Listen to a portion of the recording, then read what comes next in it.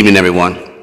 We're now ready to begin regular board meeting for the Port Arthur Economic Development Corporation. May I have a roll call, please? Beverly Raymond, Kayla Jacobs, Jerry LeBeau, Morris Albright, Ingrid Holmes, Daryl Anderson, Melvin Goodwin. You have a quorum, Mr. President. Stand for the.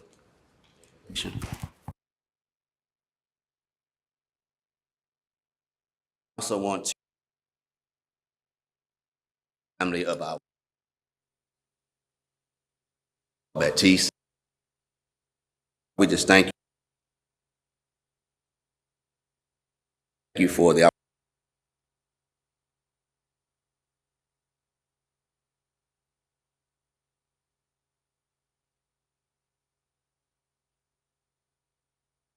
opportunity.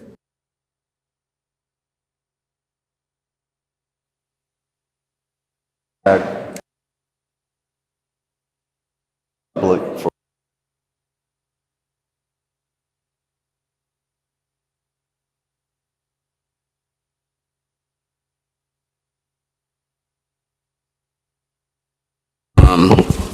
our regular meeting in August and the special budget workshop. May I have a motion, please? So moved. Moved and second to approve our minutes. All in favor? Aye. Opposed? Motion carries.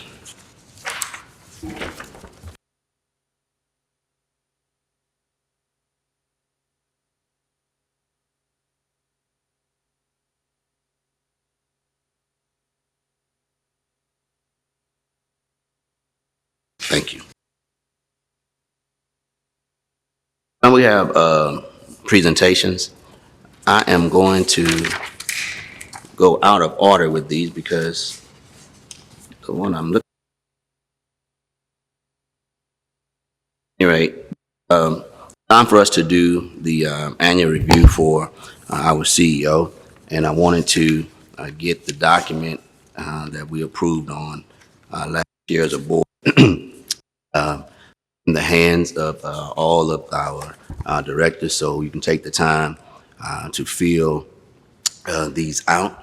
This is based on all of the things that we identified as a board that we wanted to see our CEO accomplish and do, and we want to get all of this filled out and laid up so we can do his annual review. Any questions about that?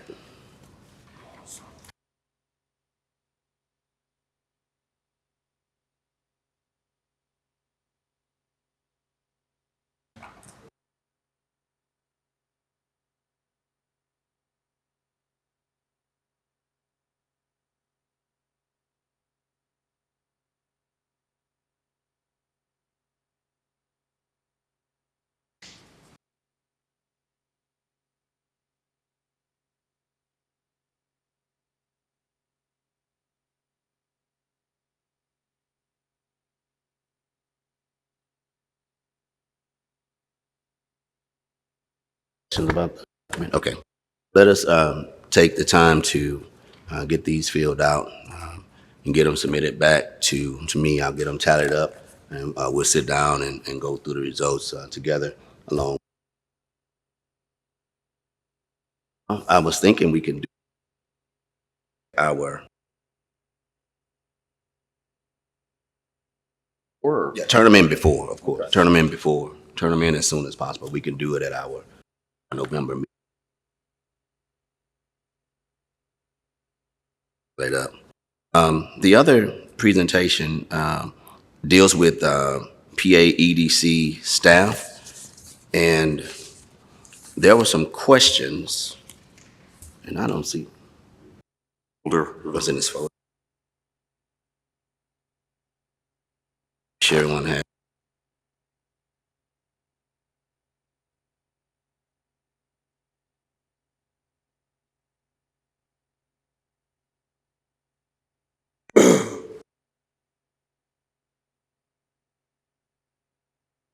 Some questions concerning PA EDC staff, and we wanted to just get some clarity so we can know how to move forward legally with everything. So we did pose to our attorneys these three questions concerning PAEDC staff, and we have the answers to these questions here as well. Those questions is a member of PAEDC staff an employee of the city of Port Arthur? Second one is outsourcing of the PAEDC's human resources and payroll benefits to the city of Port Arthur, a requirement of law. And thirdly, is the EDC required to utilize the city of Port Arthur's personnel policies as a matter of law? And our attorney response to those are at the bottom. The answers to all of those are no, with explanations there as well. And I would that every one of us would just take an opportunity to take a read of the responses that our attorney has given to us concerning the status of our PAEDC staff. Now, these questions, we've had these questions for been on the board. Some questions. So at this time, let's sit or talk about the comments concerning it. We're entertaining those now. Thank you, Mr. Anderson. Mr. Attorney. Yes, sir. Currently, it's my understanding that we have adopted the City of Port Arthur's human employment policy.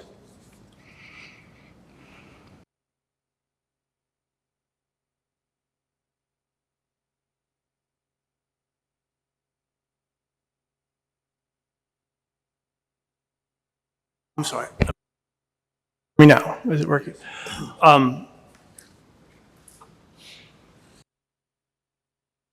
Believe that is correct, but I am not certain on that point because Mr. Zek and I did not go over that point in our discussion of the memo that was prepared. Certainly you to adopt that personnel policy or to adopt any other personnel policy. But has it formally adopted that? I cannot speak with any certainty to. That would, I can find out. Okay, appreciate it. Other comments concerning?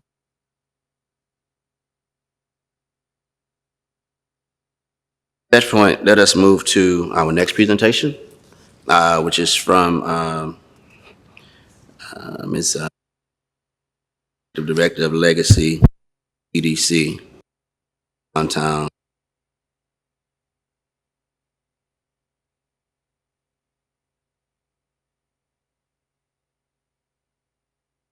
Is there anyone else here to represent for Ms. Ballou?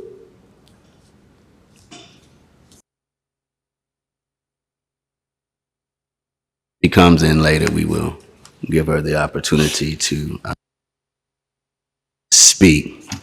Now, also, it is not on our agenda, but if it's the pleasure of the board, we do have our city manager here along to introduce someone to us, and also we have our Parks and Recreation directors here as well for a presentation. So if it's the pleasure of the board, we will hear from them at this time. Everybody's okay?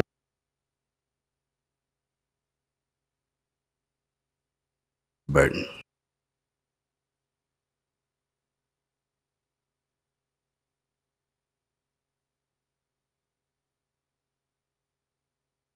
Directors of this. Mine is a short introduction. I have with me this evening our new city attorney, Ms. Roxanne Cotroneo. Did I get it right? Good. And Ms. Roxanne has just been appointed as the new city attorney, so I saw it fitting this evening to bring Ms. over to introduce her to the board, since we will be working very closely with the director and with the EDC's attorney. So I just wanted to make those formal introductions tonight of our city attorney. Thank you. Roxanne. Thank you. It is an honor to be before such distinguished members of our community. Thank you so much for allowing me to be here. I have got 29 years of municipal law experience, and I cannot wait to talk to you and meet with you and dream with you and do with you. So action is a key word, and I'm ready to do that as we stand. Thank you. Thank you so much for coming. I'm glad to have you here.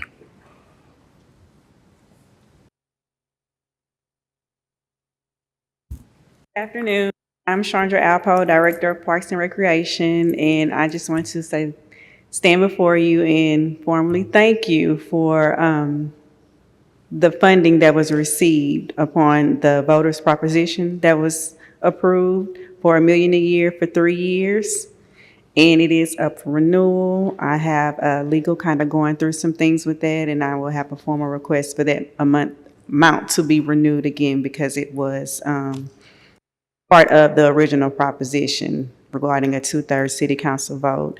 But just to let you know what we've done with the funding, we have, when I stood before you previously, the main thing was, what do you plan to do? What do you plan to do? Do you have a plan?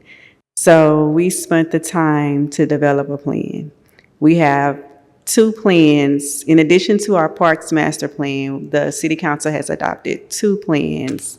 We have the Rose Hill Master Plan that was adopted on April 23rd, 2024, and it gives an actual plan about what the citizens recommended, as well as what the consultants thought and with staff about what we can do as far as Rose Hill. And in addition, we did a plan for the Lucian Adams Park Master Plan that was approved just recently, July 2nd, 2024.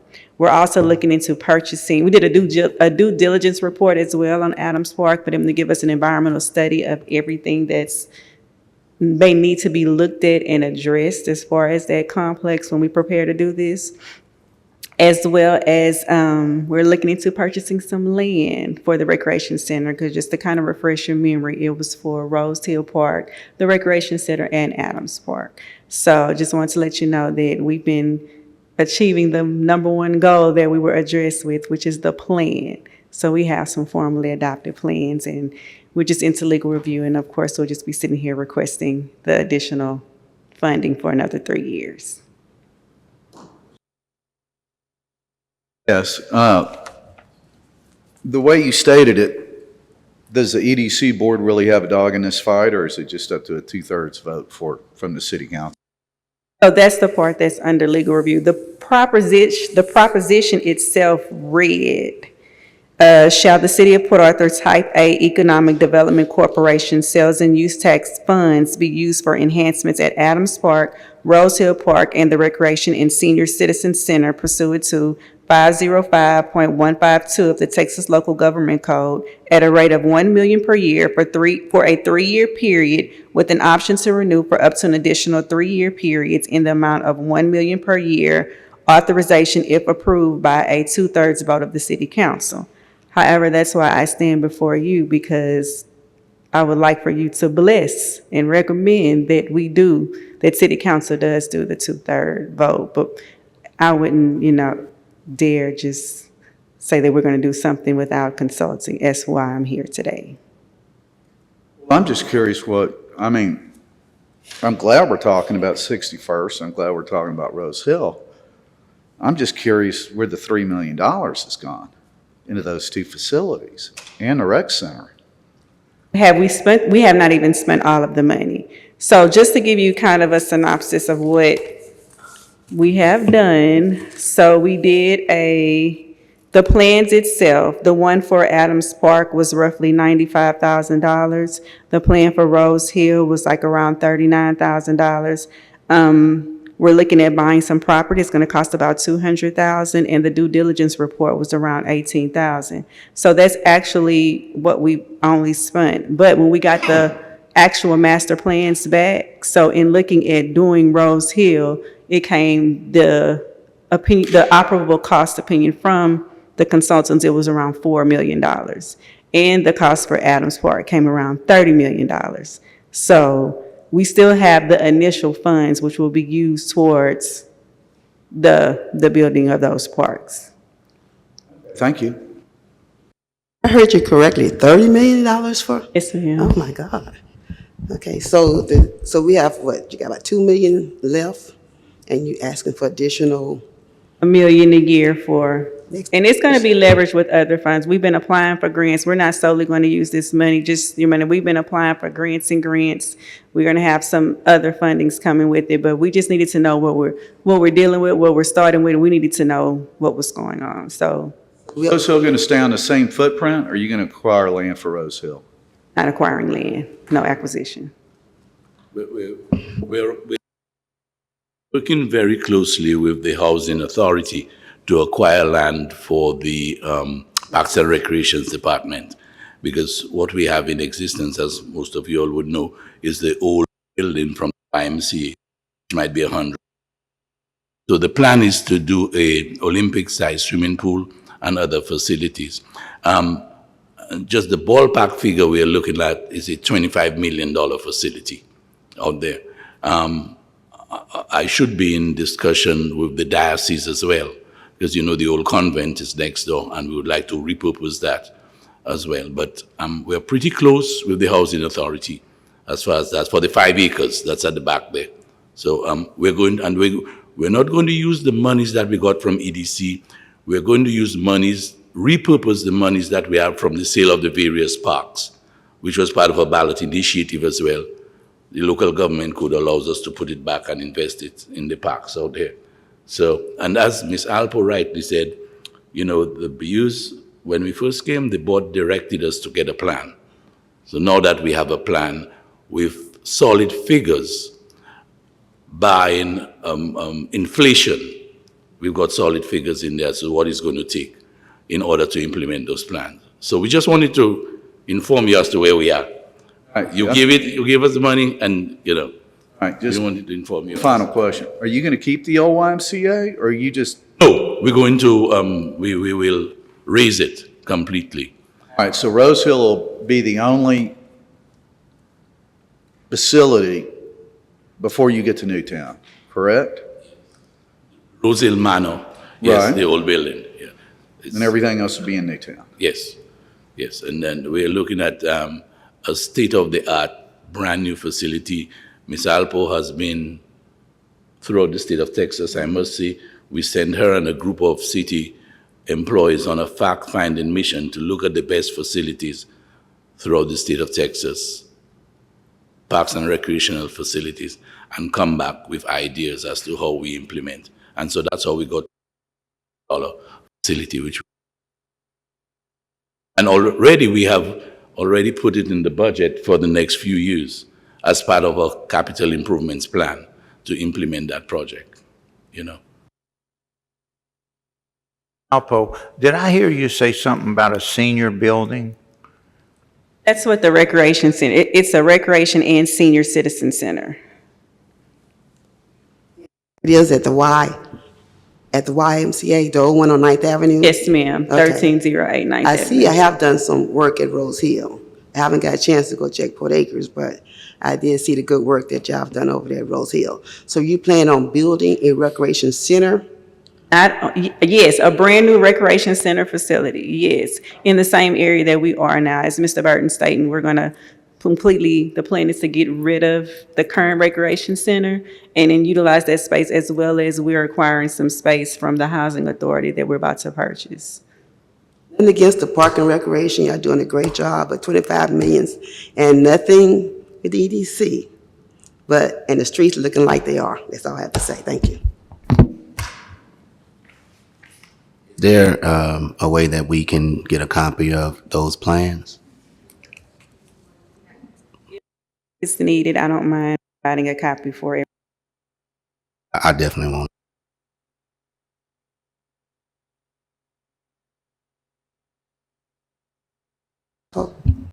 Possible? Okay, thank you. Any other questions for Ms. Alpo? Thank you so much for your presentation. Thank you for your time and allowing me to speak. Y'all have a great evening. Now we have Wait, make sure. Yeah. Now we're up to communications.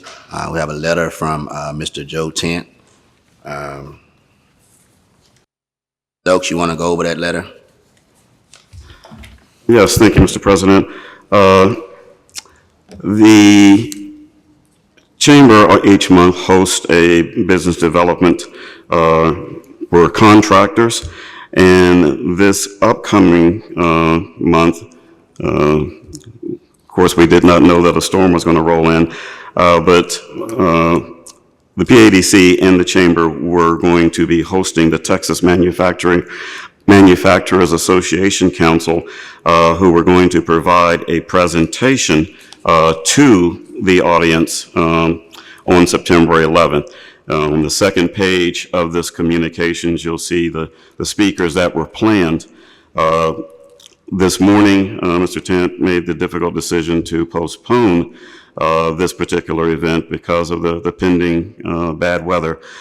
So this will be rolled into the October event. That's the plan right now, and we'll certainly keep you all updated. It would be great, since we are, like I say, co-hosting it, if we could have as many on hand as feasible, given your schedules. So we'll keep you updated on that, but what's contained in your packet is the background information on TMAC, why Mr. Tent and the PADC were going to host them, and like I say, what the planned speakers were. So stay tuned. That'll probably move, like I say, to the October meeting. Thank you, Mr. President.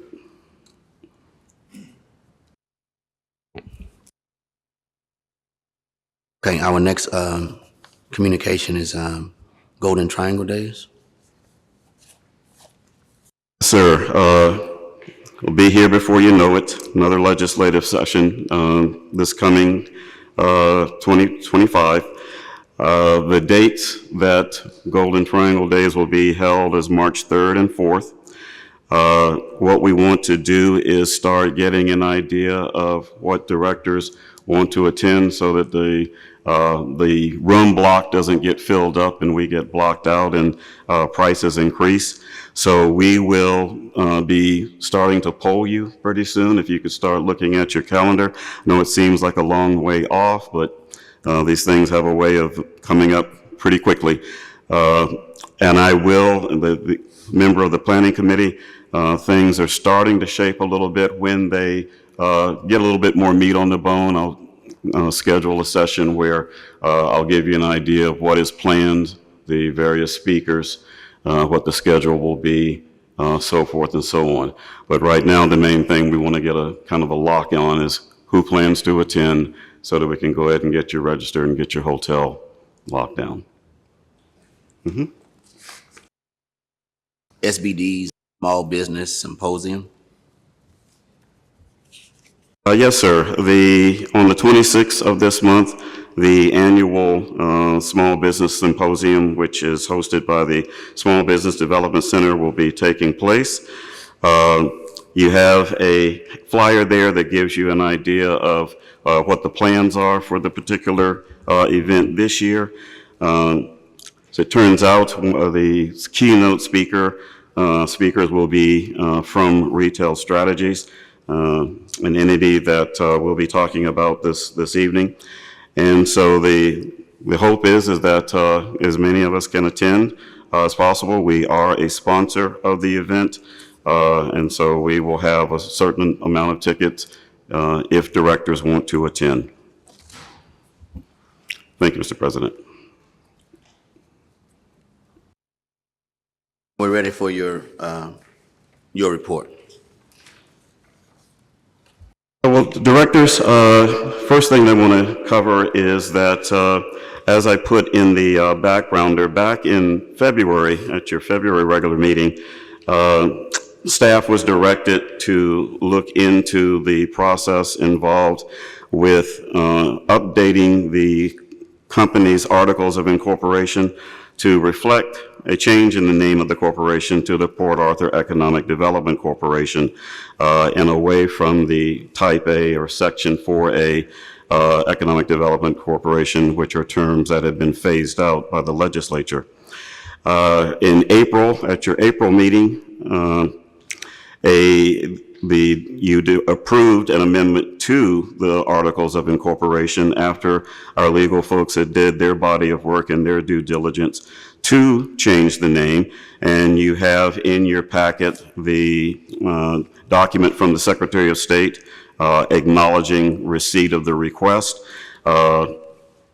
as well as the signature of the President and Secretary acknowledging your approval on April 22nd.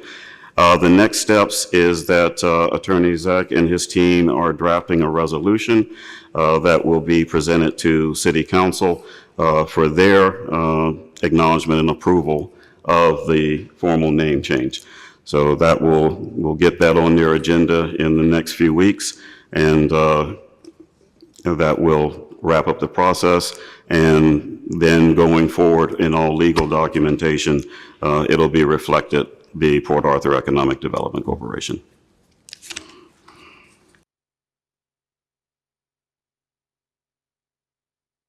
Questions?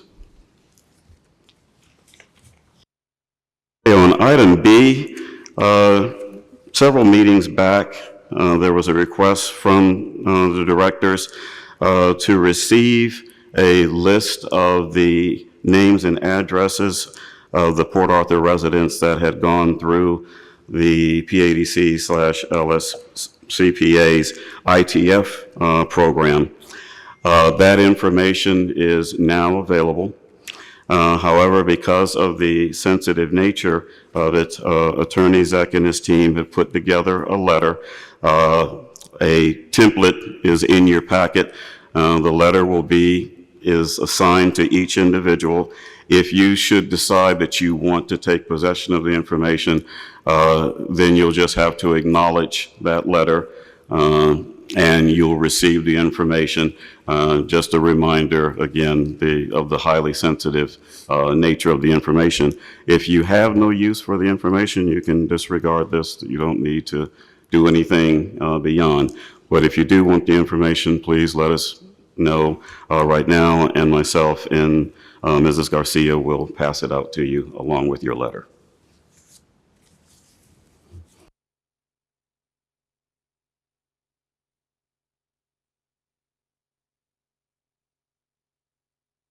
Have it.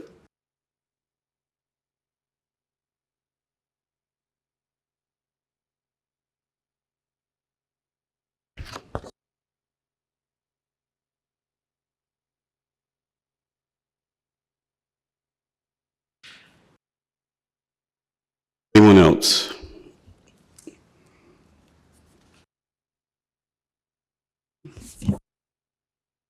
Did you change your mind? Just let me, just notify me. Okay, on item C, last month we had intended to go over the revision of our incentive policy. As you know, we have wound down to having, at a high level, 4 overall programs. Our flagship program we are calling Impact, as it shows in your backgrounder there. And what you have in your packet spanning over 12 pages is the revised policy and processes that we will go through with our prospects and our clients. I'll give you a second to, looks like everyone has it. This is the fruit of very hard labor of Mrs. Palmer. And I want to acknowledge the hard work that she's done on this, as well as the other policies and procedures, the remainder of which we will go over at your October regular meeting. But I do encourage you to go through this at your leisure so you know what we'll be working under as we go forward. And like I say, this basically brings things up to date in terms of procedures that are followed today in terms of economic development. Like I say, we started with our flagship program, and then we'll bring you next month the other 3 that we'll be updating. What are the other three? The other three are for lack of better words, right now, they'll have better names, but our infrastructure, our Grow Port Arthur, and our microloan program. Okay, so this is type A. There'll be a type B policy?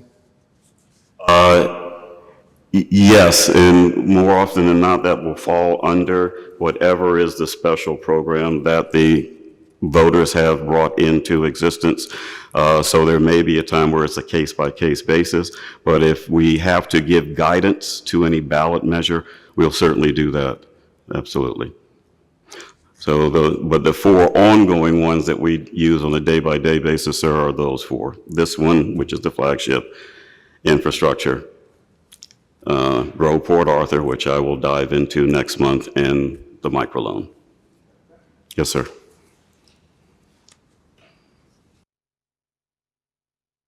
On item D, my report,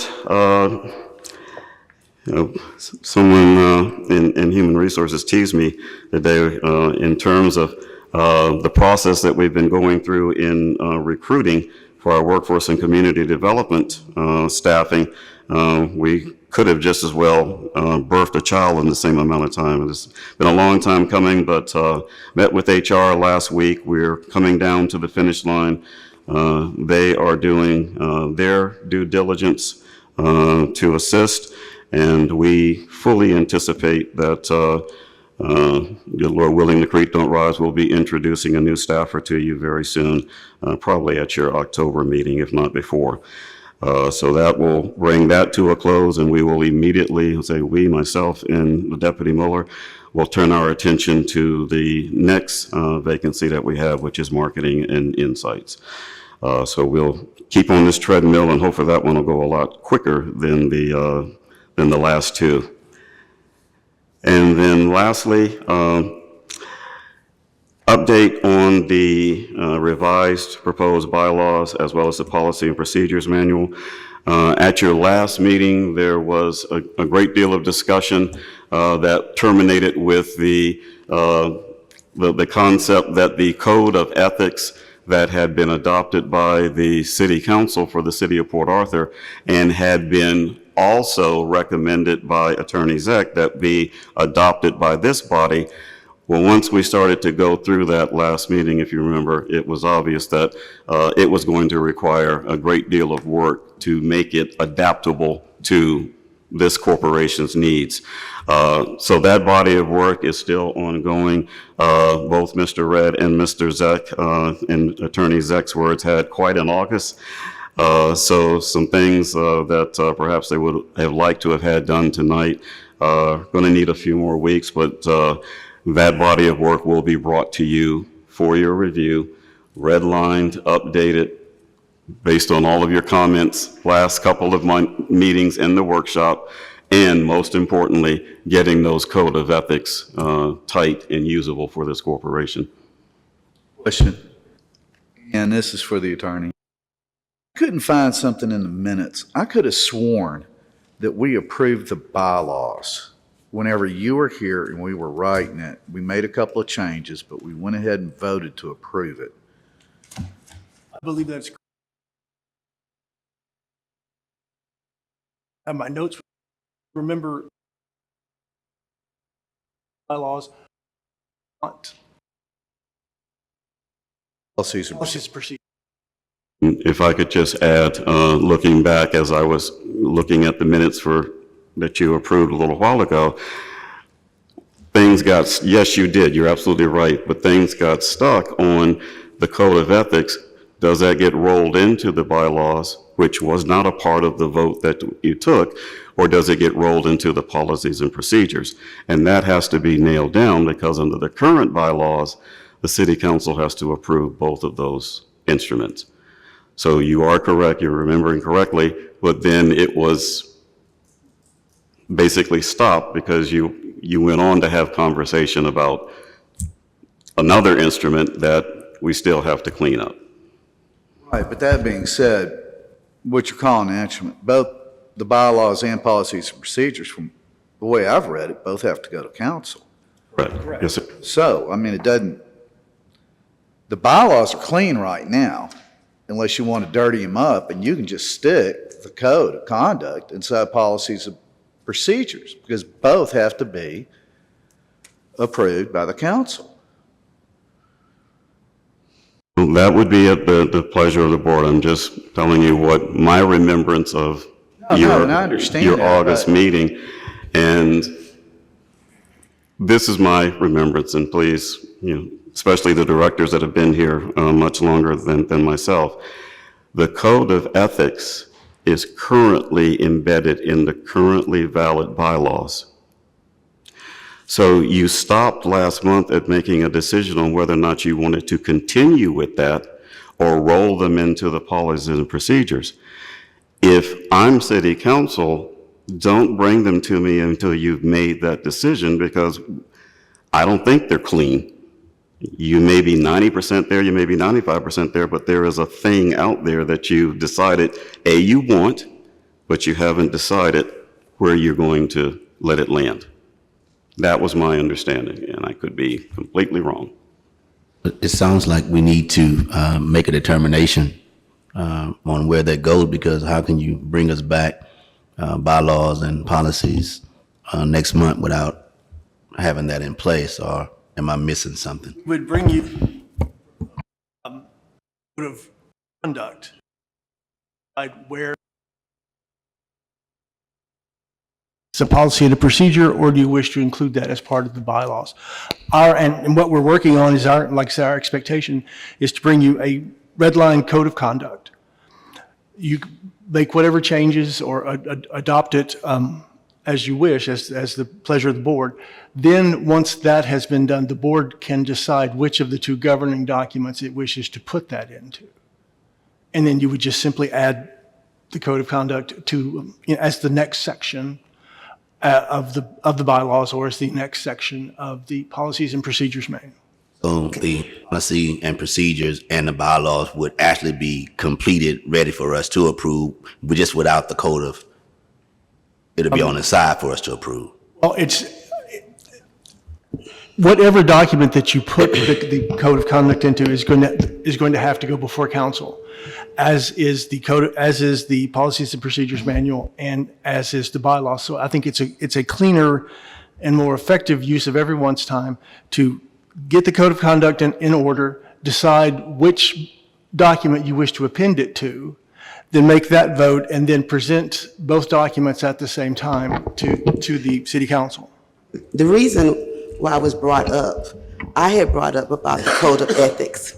At that time, the code of ethics was in the bylaws. It was dated 2022. But when I moved it to the policies and procedures. So I was just questioning the code of ethics. I have no problem being in policy and procedures, but in the policy and procedures, y'all stated the City of Port Arthur Code of Ethics. And when I asked, do anyone know what the City of Port Arthur Code of Ethics are? And that's when we realized they did not coincide with the corporation. So technically, it's a policy procedure. That's why y'all have it now. It can stay in policy procedures. The only reason why I brought it up, because originally it was in our bylaws. It was dated for April 2022. But it is in your policy procedures. But we just want to fine tune it. And we're going to keep it in policy procedures. And that's all basic. So bylaws can be approved. Because we're moving that's what we agreed. I thought that's what we agreed. The bylaws were approved as amended. Just saying, it is a cleaner presentation to city council, I think, to present them with both the documents at the same time. But it's the board's wish on that. We can present them individually, or we can present them together. I just think it's a better use of everyone.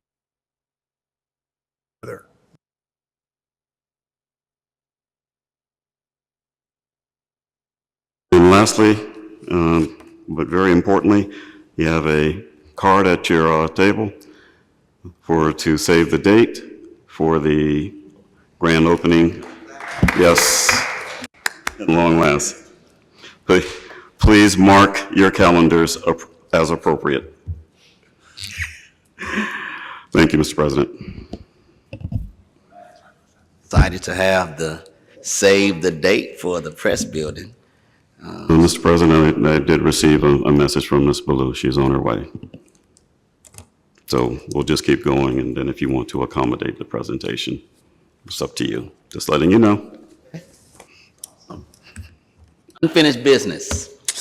Let's see, review, discuss, a possible action regarding entering into professional services and consulting agreement with Retail Strategies LLC for the provision of services associated with the implementation of the City of Port Arthur's Downtown Revitalization Plan. May I have a motion, please?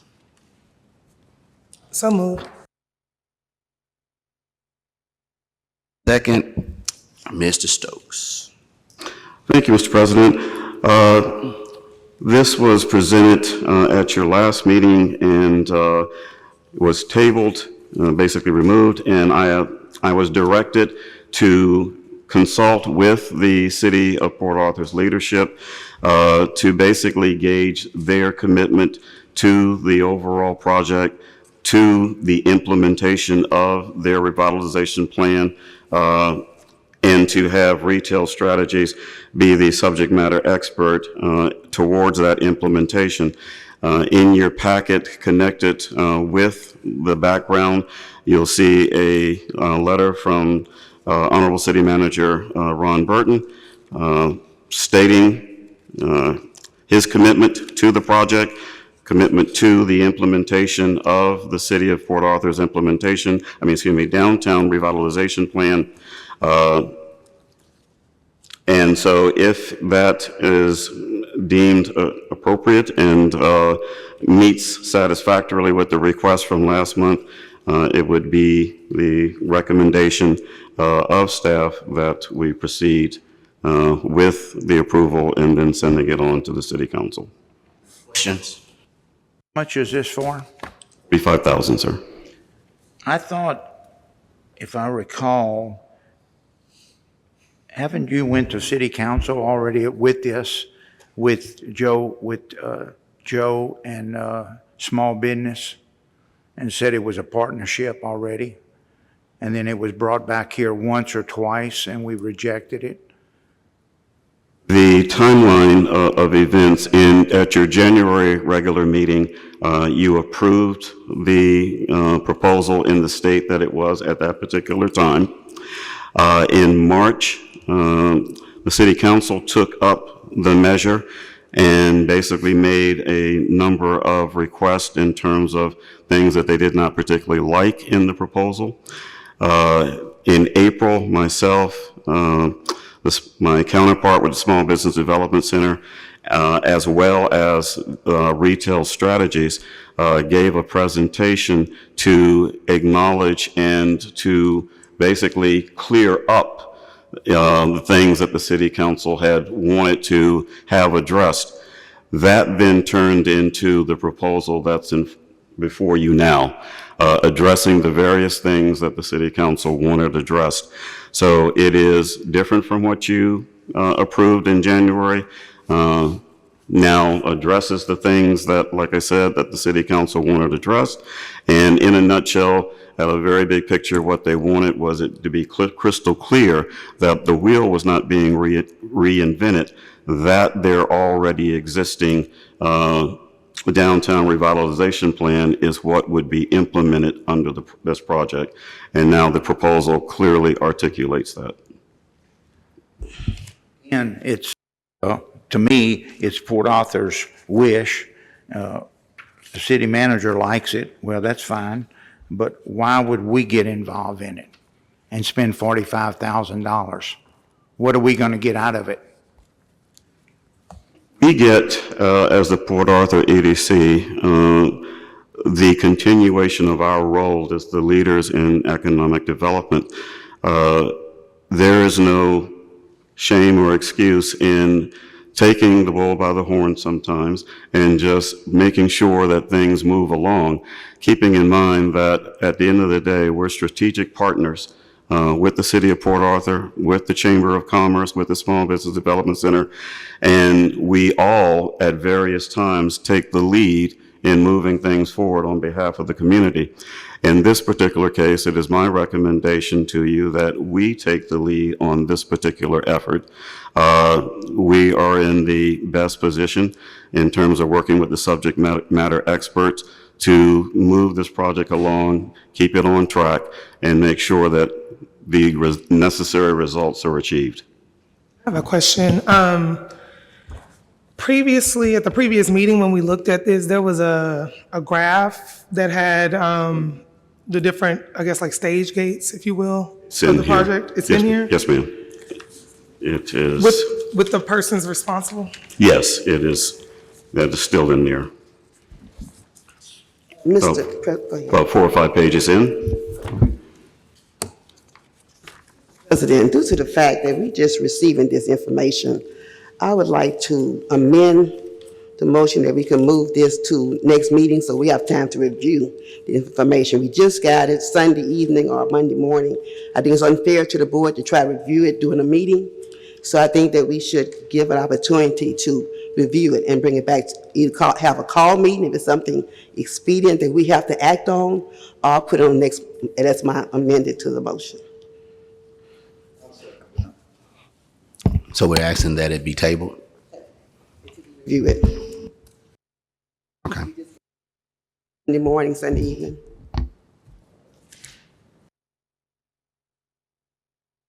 Everybody's okay with that? We can table it.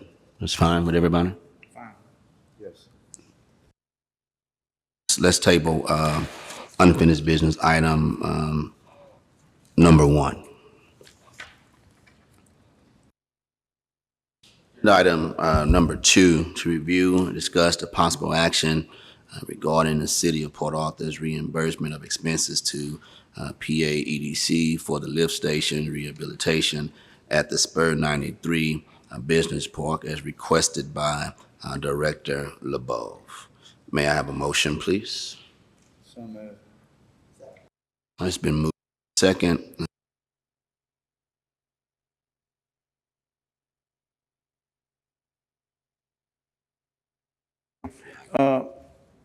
What's that?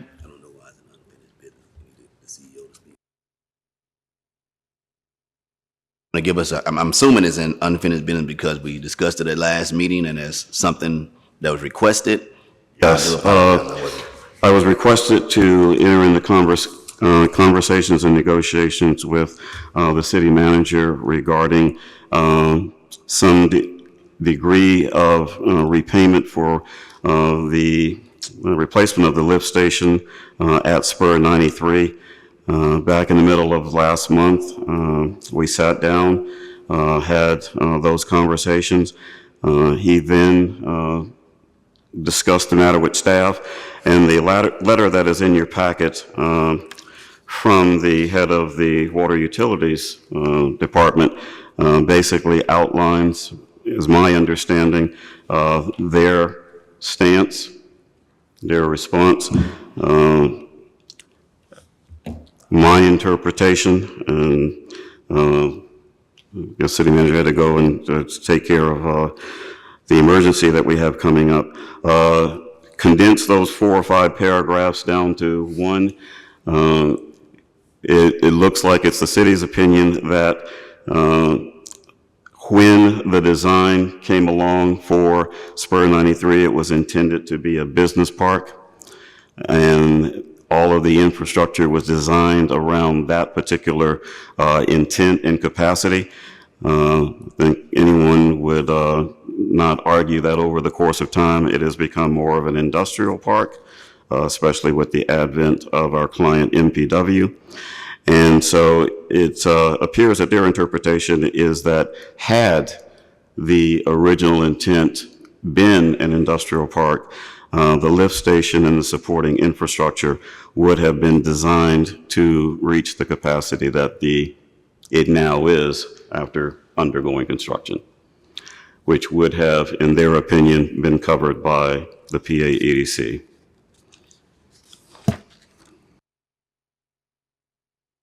Mr. Stokes, thank you. I've got 2 questions to this that I would like you to go back and ask them, all right? Because evidently, they have no intention of refunding this. I've got that. But at this point, I'd like some clarity. And the two questions are this. One, if they didn't want to go down to this road, why did they get into a separate agreement with MPW on what they would charge them for water and waste? Okay?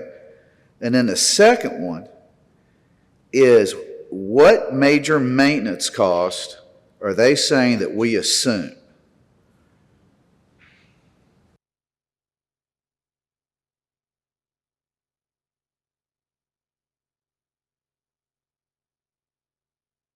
Any other questions about this line item?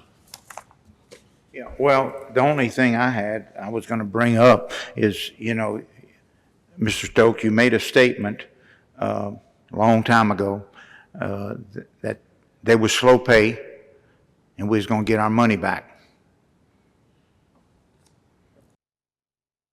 Was that a overlook on your part, or did they change your mind, or what?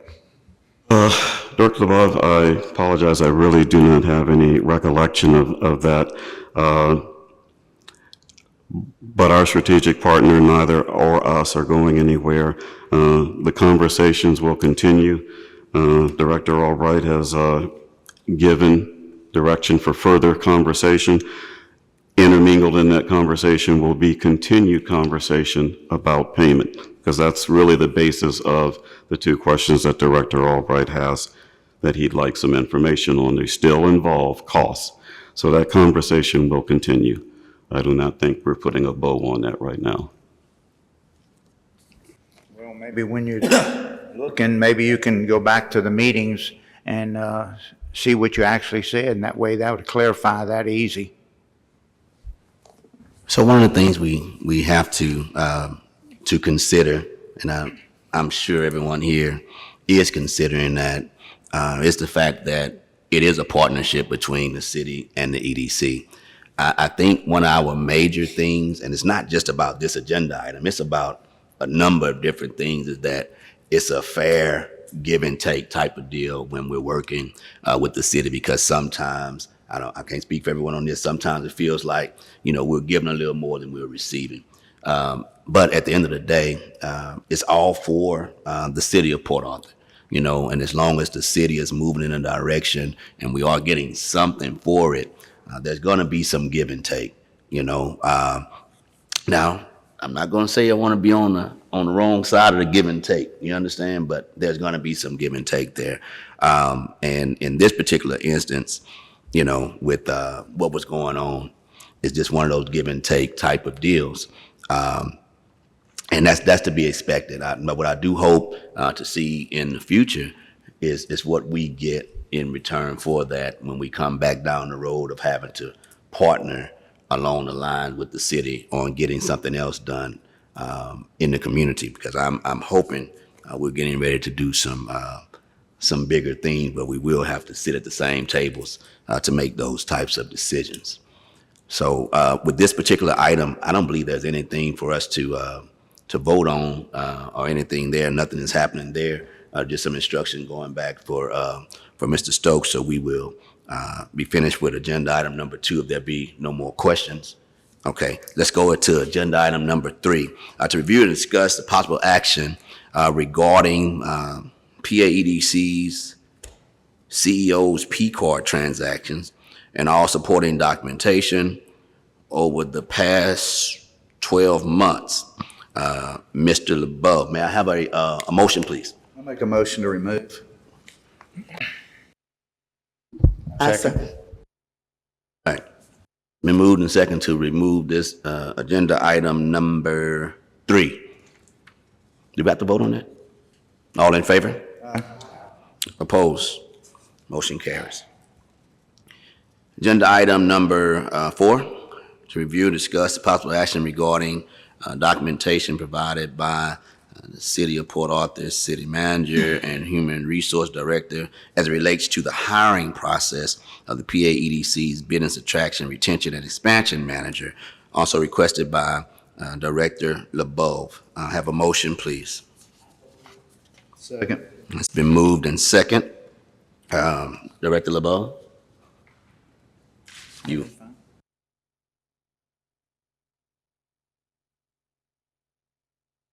I'll go with it. I'll go with it. We had asked for a letter from the CEO about whether or not he had the authority to offer a car allowance to a new hire. And Mr. Burton has written back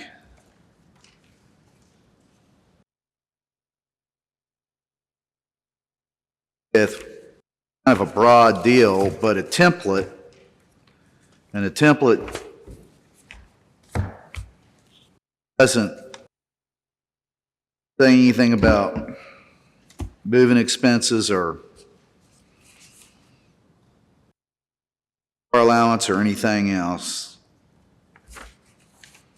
But I guess the question just comes down, and I want to go and vote this and get it done with, because it's going to determine something that we do on the budget. And that is, I'd like to make a motion that our new hire car allowance be stopped.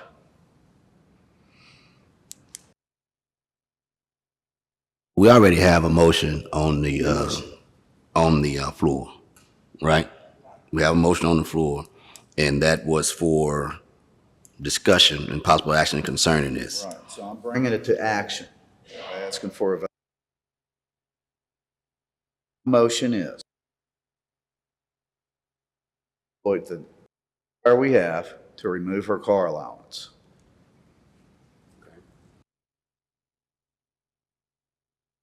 Oh, it's just, Action, it's the action on that particular That's a item. separate, Or is it separate, or what are you gonna it's a say? separate motion. Mhm. Not enough to. okay, then that's fine, I'll withdraw it. Put it for a later date.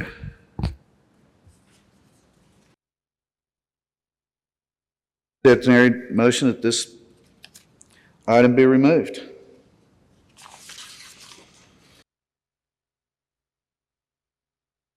We have a motion now to remove it. Is there a second to that? Second. All right, all in favor? Oppose? All right, we're gonna remove that particular agenda item. Now to our consent agenda items. We have 3 consent agenda items. May I have a motion to approve those 3 items? Have any they want to talk about? Yeah. Yes, Which one?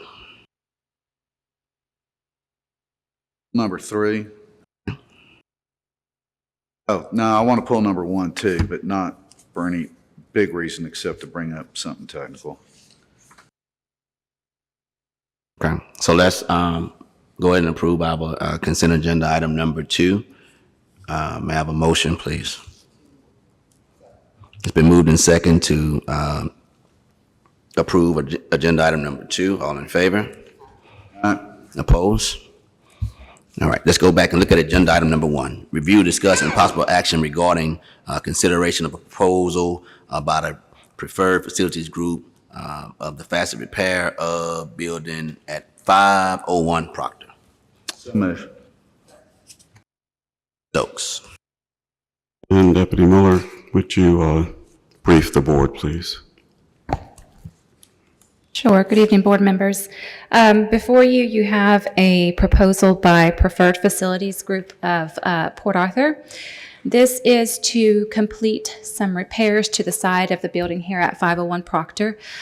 For quite a few months, we've been having water infiltration coming in through the side facade of the building, which is damaging some of the offices on the 3rd floor inside of the chambers suite. We have reached out and gotten a proposal through their Bybor Texas contract. That way we can just facilitate this directly with Preferred Facilities Group to get the work done. At the same time, there will be some other touch-ups to the building that, need some maintenance as far as the paint on the windows on the other side of the building as well. We do recommend that we move forward with this. Yes, sir. All right. And Mr. Stokes already knows this is coming. The question I have, and this is for the board, on routine maintenance items and items to where, like if a roof is leaking or a window's leaking or something like that, I don't think that staff should have to wait 30 days, 60 days, or 90 days to come to us to get something fixed. To me, that's routine in nature. And they should have the ability, if somebody reports a leak, a tenant or something like that, that they can move immediately. And just like if the city has a major water leak, the city manager goes out and gets it fixed and brings it to council, and the council votes on the report. So what do we need to do to allow that to happen, Mr. Attorney, for staff to be able to take care of routine maintenance items and just bring it to us at a later date? Authorize that. I keep forgetting to pull the mic down. We'd have to authorize that to occur. And typically, as I've seen it in other boards and other entities, there's a dollar amount such that any routine maintenance or service that needs to be done to the building up to and including, I'm just going to pick a number out of the air, $5,000 is done at the discretion of the staff. And then anything above that amount would require prior approval by the board. All right. We have a dollar amount in place too. What's the dollar amount? No, we don't right now. Well, you, Now, any contract over $10,000 also has to be approved by the city council, but that's across the board. But I don't believe you have one in place for building maintenance, unless I'm mistaken. And Director Albright, if I just want to make sure I'm on the same page, you're talking about the ability to take care of the repairs and then bring it to the board for ratification at its Correct. next regular meeting. Correct. Because the board does have to approve ultimately. He has to be Correct, aware of yes. all contracts. right. I'll defer to the attorney, but I think that would either have to be in your bylaws or your policies and procedures.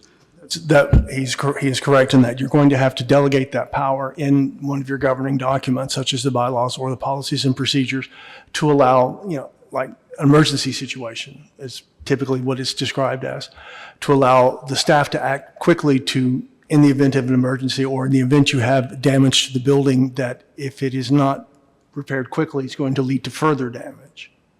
All right, let me ask you this. Can we consensus this, or do we need to vote this to authorize you to draft language for the next meeting, since we're going to be in the bylaws and policies and procedures anyway? And simply direct me to draft language. Be directed. To add to that, the staff should and take care of the situation. We probably need to look at bids, so we have someone on staff, so when we do have an emergency situation, that staff employee will contact that person. So right now, we don't have one bid, and we supposedly have 3 bids, and then we have a situation, they know who to call, because I don't know if the staff can do the work, roofing and all that. We don't have nobody on staff to do the type of work, am I correct? No, ma'am. And Madam Director, I just want to make sure that I understand. Are you talking about a pre-approved list of vendors or engineers for certain types of work? I just want to make sure we're all using the same That's what language. she's talking about. Well, and hold on a second. I mean, we're getting ready to use, and we're going through buy board in order to bypass the bid thing. But this is the first time we're using these people. And is this the first time? Few of these people in the past. We've been happy with their work? Yes. Okay. I mean, we should have a roofer, we should have somebody for this, we should have a plumber, we should, have that, Now, if it's major and it's a capital thing, yeah, you'd bid it out, absolutely. It's going to But go if it- beyond the threshold Right. anyway. Yes, sir. But if it's routine maintenance, then, Just for clarification, Board members, we do have a threshold of 5,000. Anything under that, we are able to go ahead and procure. It just depends. Sometimes we do get quotes and bids, and then if we are able to, we do contract through by board or some other Texas co-op. And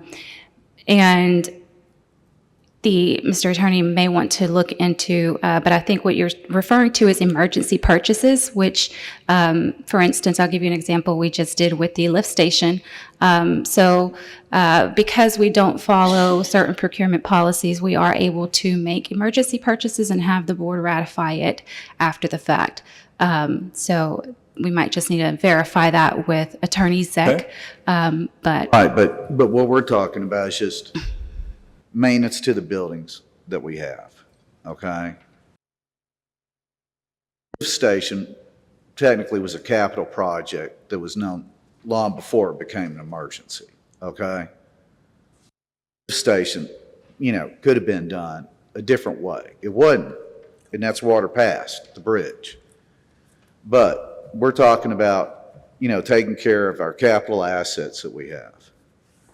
right, and the same policy is used for whether it's a capital improvement or any type of maintenance or purchase that we do here. If it is deemed an emergency, we are able to do those purchases and have the board ratify. We waited on this one, so something's wrong. I will look at governing documents and that's needed. Thank you. Thank you. All right, so all in favor to approve, I'm sorry, any other questions? I'm sorry. All in favor to approve consent agenda item number 1? Opposed? Motion carries. Number 3, review, discuss possible action regarding the CEO's travel for October. Make a motion. Second. It's been moved and second. Mr. Albright, your question. Yes. Is it in the packet? Sir, should be towards the end. Either your stuff or? The end of your packet.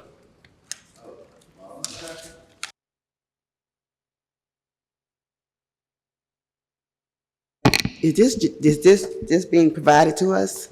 It wasn't in the packet. I didn't receive it by email. Is it just being provided to us now? Ma'am, it could be, because I lost track. But it should be in your packet. Mine. Yes, sir. That is one, and then the TDC's annual conference.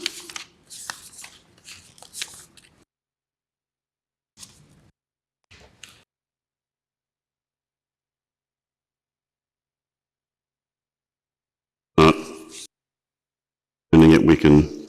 What's here? Okay. See, departure date, October 22nd, and return date, June the 7th? That's correct? October 25th. I'm sorry. October 22nd to October 25th? Yes, ma'am. Okay. Always makes ways.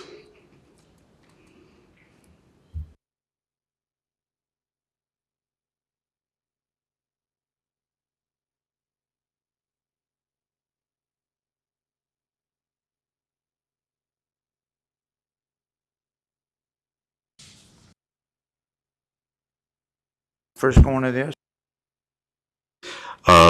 The global energy, yes, we'll probably have 2 staffers plus myself.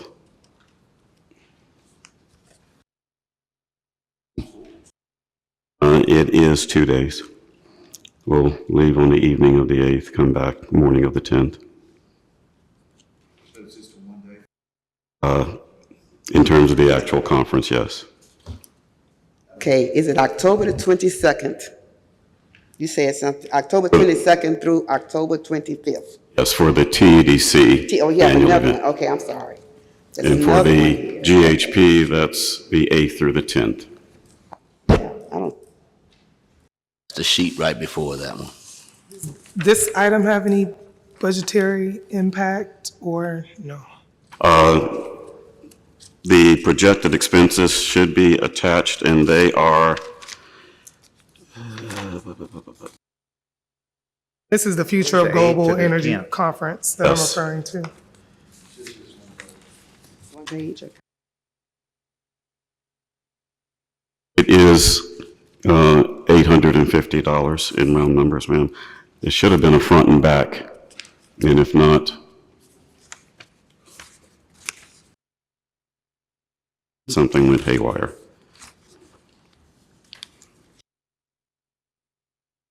So what you saying the total would be for that trip on October? Rather than giving you a wrong number, just give me 1 second.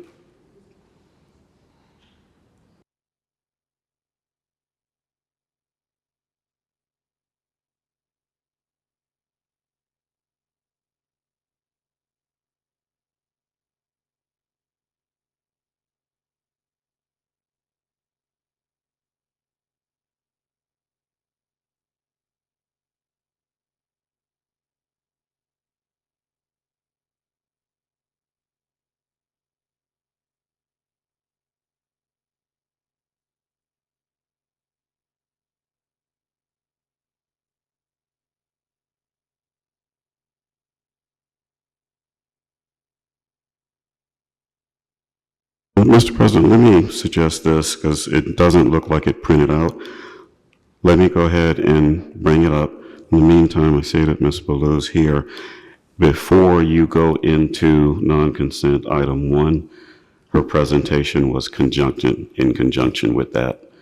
So while I'm doing this, you may want to go ahead and let her present, and then come back to non-consent number 1 after we finish number 3 under consent. So what are you doing? I'm going to get the information that is missing from your packet for item 3.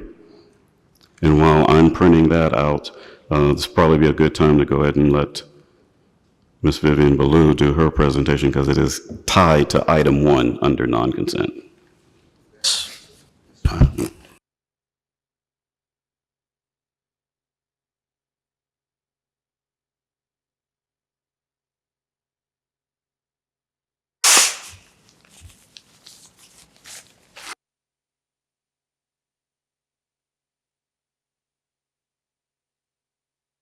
Thank you again for allowing me to present. I am Vivian Balloon, Executive Director of Legacy CDC. We're a nonprofit organization, a community housing development organization here in the city of Port Arthur, for some of you who may not be aware. We previously sought this board's permission to restart the downtown redevelopment project. That project was where we were supposed to develop 60 new homes, bring rooftops and people to the downtown area. We were able to complete 25 homes, but not able to complete the full program. So we did come back to the board here and ask permission to restart the program and to actually expand the target area where we previously stopped at Nashville. We were asking to expand out to Woodworth Boulevard. So we did do that, and since that time, we've run into several obstacles. Since that approval, we have not been able to get on a ballot because the city of Port Arthur has not had an election on the ballot, which means that we would have to bear the full cost of an election ballot through Jefferson County.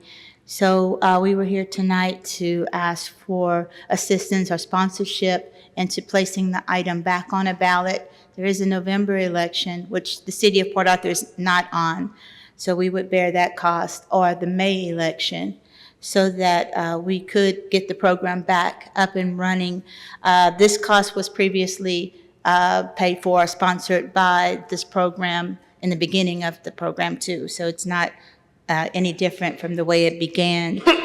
Our second request or discussion item was infrastructure assistance over at Legacy at Gifford Pond. This project is for infrastructure for the construction of 25 new homes.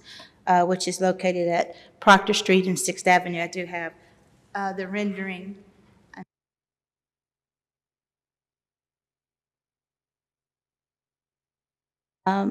So this project would bring back a dormant property, put it back on the tax rolls, and allow, bring people back towards the downtown area. So we did seek assistance with putting in water infrastructure and street improvements for this project. It is a mixed income project, so it would be open to some market housing as well as just to be a mixed income community. So that would allow for 25 new homes to be developed and to bring people back downtown. Yes, sir. It is Gifford Pond. Eddington Court is next door, if you see.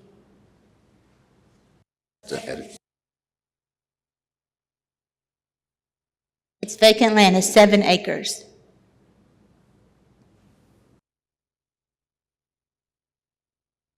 Just a little, at the beginning of the approach is shell, but it becomes concrete as you go further in. There used to be two. One was burned by an arsonist, and the other is still there. Yes. Yes, and so we are able to develop 25 homes there, and we feel that that would help to draw more people to downtown, create housing for the people like Motiva, people to come and have a place to live here downtown. It's sort of on, walking or bike distance to the downtown area. So we would like, your favorable consideration for these two projects. It's your property now? Yes, we fully own all of it, Okay. yes. I'm going to ask another thing. You said the 60 homes originally, and y'all was able to do 20-something. Yes, sir. Did the EDC give you any money for that? Yes, the EDC pays down payment assistance to incentivize people to come live downtown. So what we do is we build a home, and then they would tap into the down payment assistance through the EDC. As they were built?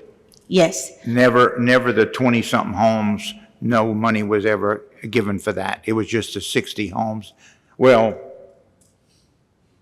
no, I think 40 homes, I guess, y'all built, right? Yes, we would build them with our funding, and then you would provide assistance to the buyer. When it was Yes, done? Okay, yes, I remember that. So that's just an incentive to How encourage much are you them. asking for now? It's the same program. It's $30,000 to help buy down the cost of construction to make it more affordable 30,000 total per home. per home? I think there was a balance of about 700,000 left from the program. It's already budgeted. Was it about that amount? Yeah. And so we would just like to be able to continue doing what we were doing, and nothing's really changed in the program, but the cost has gone up a lot more for construction. And so it also helps us offset the cost of buying lots and the cost of putting in sidewalks. We have to put all those things in as we build the homes. Did we already bring this program back? Did we already, as a board, decide that we were going to continue Yes. with this program? Yes, but we've never budgeted. So I have a question in regards to exactly what you just said. So my understanding, and please someone correct me if I'm wrong, because I think this is a bit confusing. So there was previously an approved amount, which was, the project was not complete and all expenditures were not utilized. So we've already approved the restarting of that program and the continued use of the expenditures that were allocated for the initial project. This, however, is in reference to I guess it's in the expansion of the program and to put it on the ballot. Is that what this measure is calling out, those two items? Just a point of clarification. At your February board meeting, you approved two facets of this. One was to recommend to City Council that they consider taking the measure to the voters. The subject project sunsetted in September of 2022. The second part of what you approved was to recommend that if the project was rekindled by the voters, that its boundary be expanded from what it originally was in the original program. Okay? That has not been taken up by council at this point in time. So the discussion tonight is, and this will be covered in your non-consent item number 1, is whether or not this body wants to underwrite the cost of putting the measure on the ballot if the city council wants to put it on the ballot. Hold on a second. Is it solely that? 'Cause Solely that. So if the city, and forgive me if I'm saying something that you've already said, so it would be the county that would take care of the balloting, but it's the city council that would have to approve the county even putting the measure on the ballot. This body doesn't have anything to do with that. All you have done, dating back to February, was simply say that, City Council, if you'd like to go forward, the PADC, because the funds were not expended before, can revisit rebudgeting those roughly $700,000, which we haven't, because we don't have any authority, we don't have any measure that we're acting on. But again, if council wants to move forward, put it on a ballot, then all you have recommended is, if you do that, expand the boundary of the project from what it originally was. And then tonight. And then so tonight, you're deciding whether or not, we want to fund putting it on the ballot. So then my follow-up question to that is, Ms. Ballou, you mentioned May. Is there a large price difference whether we put this or pay to have this place on a county ballot in November versus is part of the municipal, I would assume, the municipal election in May 2025? Well, we would split the cost with the city if there is an election. We thought we were going to make the May ballot. The city didn't have anything on there, so we've pushed it now to November. So that would be about a year's delay. We are currently paying a mortgage on the property, and so that there's a cost also to the organization, for it to continue to be delayed. But it may be. I don't know that there is a May election yet. I've not heard that. Yeah, there's a mayoral election. Yeah. So it would be on that ballot. Mhm. And it would be a cost savings, yes.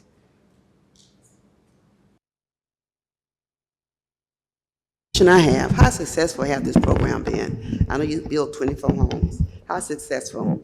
Yes, we have a 0 foreclosure rate. We've built the homes here and throughout the city. Yes, so we have not had any problems.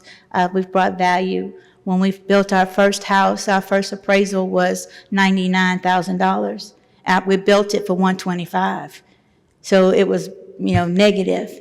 Today, we have $208,000, $209,000 evaluations and appraisals in this area. So we've basically built the downtown area comparables.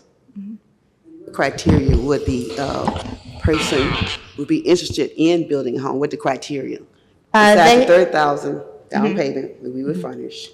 Credit, we'd have a job, we'd have to add additional money down. Exactly. Yes, this is a homeownership program. Okay. So the homeowners that go through an education process, we talk to them about budget, credit, we work on all those things. They have to apply and get a mortgage like everyone else. So they have credit, they have jobs. This just helps buy down the cost of construction and to help them get in. But basically, it's the same as if you or I went to the bank. We'd have to, to meet the qualifications of the bank. Yes. A question for Mr. just want to add, and as it's in your backgrounder, surrounded with a lot of ifs, if this ever went back on the ballot, if the voters voted to bring the program back to life, the PADC would then issue an aggressive RFP process to basically secure a provider, which we would have to do legally. So I just want to make sure that that's clear. I know it's a lot of ifs. If it goes to the ballot, if the voters bring it back to life, then it comes back to us. We will do an aggressive process to find a provider.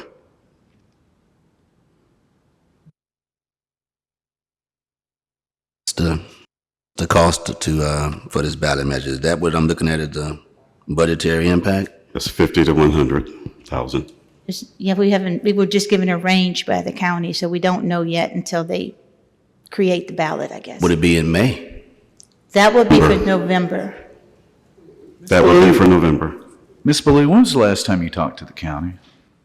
I spoke with the clerk about 2 weeks ago. 2 weeks ago. The county clerk and the judge, about 2 weeks ago. 'Cause I was under the impression that August 19th was the cutoff date to put anything on the ballot. 2 weeks ago.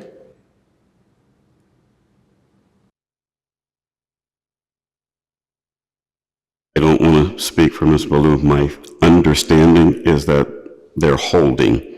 So you've made your application, and I can imagine at some point you've gone too far. So a lot would depend on what this body wants to do. But again, all you would be doing tonight is just simply saying, hey, City Council, if you want to go forward, we'll take care of of underwriting the cost on the ballot. Any other questions for Ms. Ballou? All right, thank you so much for your presentation. Thank you. All right. Shoot back to we had number 3. Yeah, we had a motion on the floor for agenda item number 3 under consent agenda items. And, okay. I have received an answer from Mr. Zeck, and that is that this body has not adopted the City of Port Arthur's employment guidelines.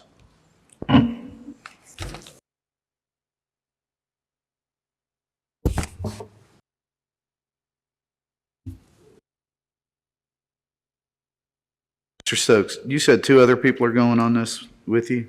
Yes, Okay. And their costs would be the same? yes. Okay.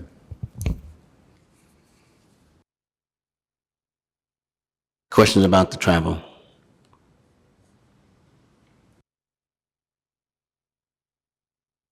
The vote, all in favor? Aye. Opposed? All right, motion carries. Moving to non-consent agenda items. The first agenda item, which is one we were just discussing, is to review, discuss the possible action to approve the underwriting of the administrative fees to place a measure on the November 5th, 2024 ballot. The measure would seek to renew the downtown payment assistance program related to the downtown redevelopment and the Gifford Pond projects. The City of Port Arthur's contingent on the City of Port Arthur's council decision to bring it to the voters. May I have a motion? So move. Second. All right, it's been moved and second. Any further discussion on this particular item? Yeah, I've got one Go right ahead. question for the attorney. Were this a ballot measure, shouldn't this be broken down into 2 different things?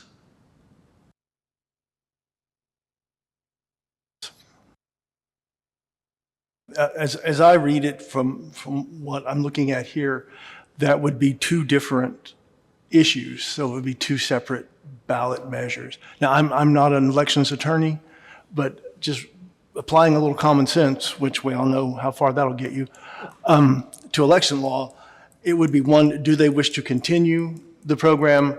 And then B, if so, do they wish to expand it geographically? All right, question, Mr. Stokes. All right, one of these is the if. The other one is a Gifford Pond project. Yes, sir, and probably probably a mistake on my part. What I did was lift from the original resolution, which I, like Attorney read, I can't speak to why it was written that way. I just cut and paste here.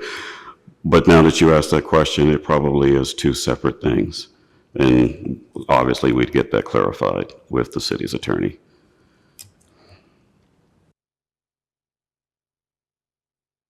Assuming, sir, that the city council wants to do it at all. So this amount, these are my thoughts on this. The level of confidence I have in something getting put on a ballot in November is fairly low. And I'm just speaking on all external factors that weigh on, something like that coming to pass.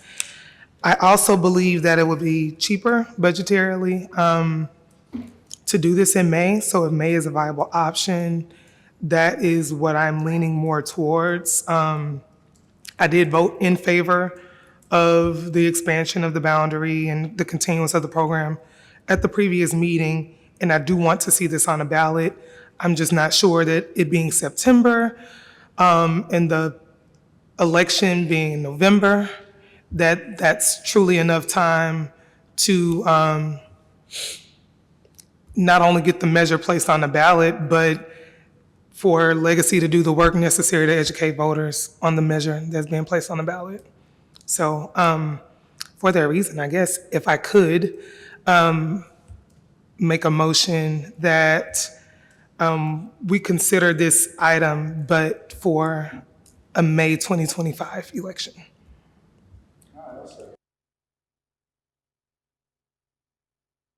Any other questions, concerns? All right, so we're now asking that we approve this, but for the May ballot versus the November. May Hold on. You got ballot. something else? Yeah, May ballot. Yes. May ballot. Hold on a second before, and I'm all about the May thing. I've just got a question. Got the ifs that you brought out, all right? We've also got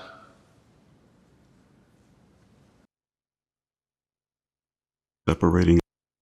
no, we already know we got to do that. The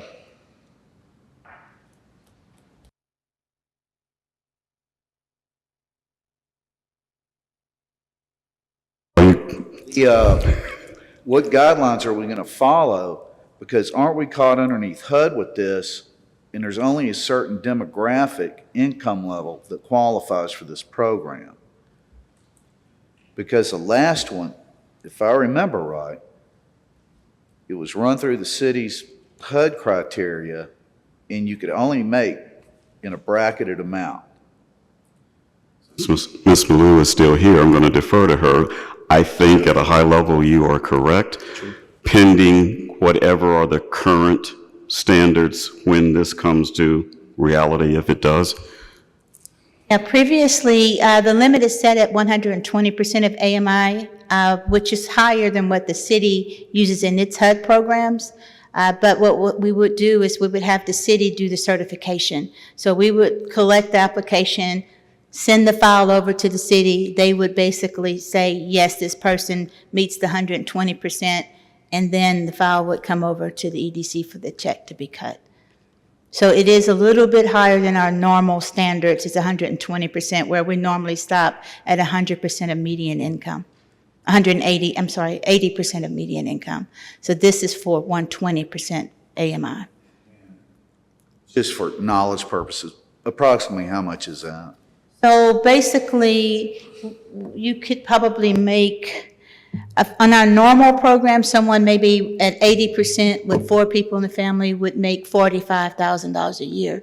So under this program, someone might be at $65,000 a year. So we have a lot of city workers that we moved in down here, a nurse, some of the teachers. So it's about in line with, an average income, the 120%. Thank you. No, go ahead. I'm just curious, if we shouldn't come back with something cleaner than this, or something, the ifs in it and every program before. I'm not against doing this, but if by the rules, we're gonna have to go out for a request for proposal, okay? And the Gifford thing is a whole separate thing, okay? But if we're gonna do, it's a 700 or a million, I mean, we're gonna have to come up with a number that we're gonna do and put the rules into it like the rules were last time, because the down payment assistance went directly to the bank. And I'm just saying, Right. except for one person over there, I mean, a lot of people here haven't fooled with this, and do we need to get caught up with the rules before we go too far? Well, from just my vantage point, sorry, I've always been under the thought process that if this was brought to life, it's being brought to life under the previous guidelines, updated, of course, that was 2019, and of course it's 2026 before we are actually doing this. So whatever those qualifications are in the point at which we are budgeting, the point that we're going to kick this off, is what we would be under. I think I hear what you're saying, and please correct me if I'm not hearing it correctly. I think what I'm hearing you're saying is that, A, are we simply finishing, asking the voters to finish what was started? Nothing new. That'll come later. If you're asking us to finish, which means 37 homes, I think they built 23 or something like that. Secondly, can the boundaries of the project be expanded to cover more territory, cover more foot traffic, so forth and so on? And then 3, basically, voters, you are authorizing the PA EDC to budget the 700, I'm just going to use 700,000 in round numbers, because we don't have it budgeted now. The project ended in 2022, we've moved on. So it isn't, if the voters voted in May. Till October. Because you'd have to approve a budget that you're not even going to start taking up until August. So it's just, I want to make sure that we're on the record, that everyone understands that I think what you're saying is let's just lay that out and bring that back. And if that's what you're saying, then I'll draft that. No, and I'm fine with everything you said. On the Gifford, I'll need direction on that, because that wasn't a part of. Are we allowed to do the Gifford project? Wait, are we not Putting talking water about and sewer. downtown? I'm assuming putting water and sewer into I thought it was a part of the overall, well, the way the resolution, that this was all a part of the housing reimbursement, the down payment reimbursement. So I don't think it has anything to do with infrastructure. I think it's a part of the reimbursing folks for the down payment, their closing, so forth and so on. So the Gifford Pond project is just gonna be one of the locations Yes. where the And downtown I think that's revitalization part of takes the place? cleanup that needs to be done. Okay. Let's just come up with a name, a boundary. Shouldn't say and, it should say at, maybe? I thought the Gifford project was dealing with infrastructure. I thought what she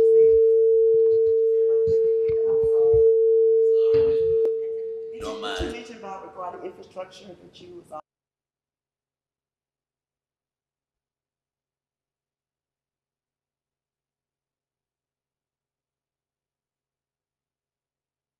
To homeownership in the downtown area, but it was infrastructure, to help with the infrastructure.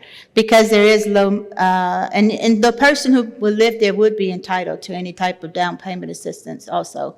But it was going to add to, that would be added to the downtown redevelopment plan, target area.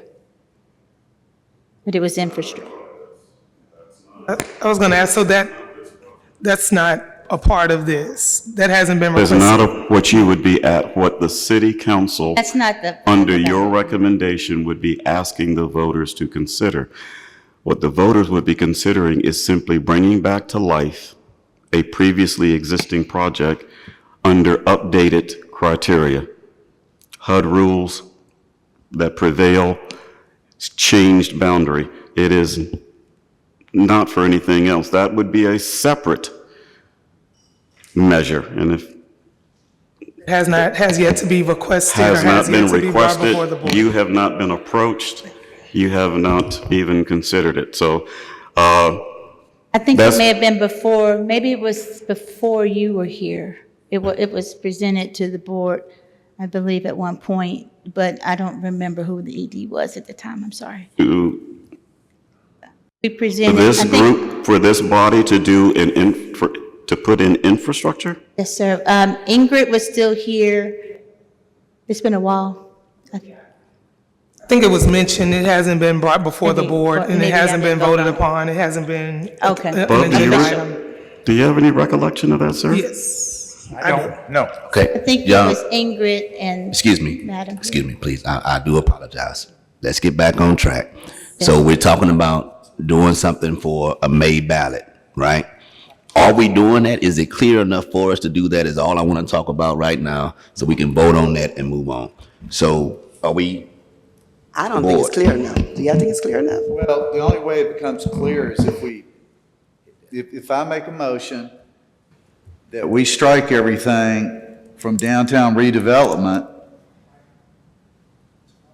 to the voters, then I think staff has something to work with. So I'll make that motion if somebody wants to second it. Say it again. Say it again. All right. I make a motion to revise consent agenda item number 1, review, discussion, possible action to approve the underwriting of the the underwriting to approve a measure to place on the May ballot of 2025, the measure that would seek to renew the down payment assistance program related to the downtown redevelopment. We have to add the money. Okay, well, but here's the thing. If it's in May, it's just the city. So we just put it on. I think the cost is split. So you just will not share any costs with you. That's basically what okay. you're saying. You All don't right, want, hold on. and that's fine. Hold on. I'll put in $50,000 if it makes everybody happy. No, I think truly that we should come back and revisit this because we don't have a dollar amount. So I think that we should take this to next meeting so we can get more clarification on this matter. We still have time. Well, and we do know that May is cheaper than November. So we do have something to work with there. Not to exceed, you may want to consider Yeah. that. Yeah, we should just do that, and set that amount so we can go ahead and put this in motion. At least that would be my suggestion. Yeah. So, but here, Not to exceed 50? Grow to 50. not to exceed not 50. 50. Was the suggestion, and anything beyond that? There was one piece missing from the motion. So it's to, what is it, renew, what's the word that was used? Renew the down payment assistance program related to the redevelopment and extend the original boundary. That's missing from this language. Extend the original boundary. Because those are the two pieces that we talked about earlier. They have to be That's- separated. So Okay.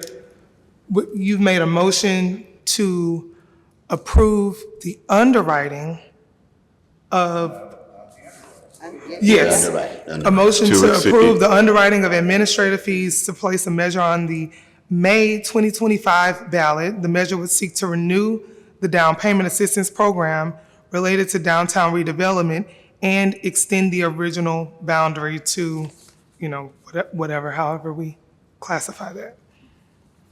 So let me suggest this. I agree with not that I get a vote, but I like the amendment. How about we just direct me to make sure that the language that you approved in February related to this project, which was approve, asking City Council to consider taking it back to the voters, and if you do, expand the boundary. So all you're doing here is saying the same thing, but you're adding, this body will underwrite up to 50K the placement of this measure on a May 2025 ballot, per those constraints. Saying the same thing that you said, sir, but I just want to. No, I don't think that you are. We had a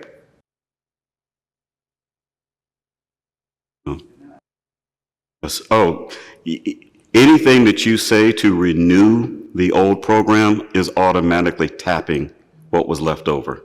So that wouldn't have to be stated. It would have to be stated on the ballot, but not on what you're doing, because it's. I don't think we're renewing the program, we're extending the program. Technically, because the territory that she was approved, that's already completed. She want to expand the territory, I think, up to Memorial. It's two things. The Program ended in September of 2022. So whether you call it revive, rekindle, renew, it's not extending. Okay. So the motion, I think the motion is clear. We're going to approve the underwriting administrative fees for placing the ballot measure for the May ballot, and we're going to use whatever language that was approved in February for this particular item. Not to exceed Not 50. to exceed $50,000. $50,000. So that would be the complete motion. Everybody good with that?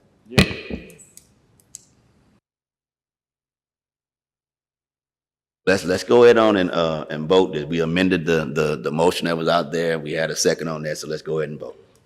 All in favor? Aye. Opposed? Motion carries. All right, agenda item number 2. Review, discuss the possible action regarding the approval of the PAEDC fiscal year 2024-2025 budget. May I have a motion, please? So moved. It's been moved in second. Mr. Stokes. Thank you, Mr. President and directors. Let me take this opportunity to thank you for the various workshops that you participated in. Let me also take this opportunity to thank our financial officer, Mrs. Rachel Duquette, for all of the hard work that she has put into this. By extension, let me also, over there on the other side is the City of Port Arthur's Finance Director, Ms. Linda Boswell, who has been a guiding light in helping us make sure that we dotted the i's and crossed the t's as we work towards putting this budget together. Since your last workshop, there have been just some minor tweaks as more information has come in from the City of Port Arthur in terms of just various things that we would not have information on at your workshop back on the 19th of August. So I call your attention to what I am calling the proposed final budget, which is in your packet. And I'm going to ask Mrs. Jaquette at a high level just to touch upon briefly the couple of changes between what you would have saw last time.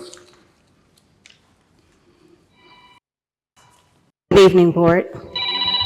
We made some minor adjustments to the budget from my last workshop. We actually had to make some adjustments for debt service. The amount changed a little, not much. And also to, let's see, one moment.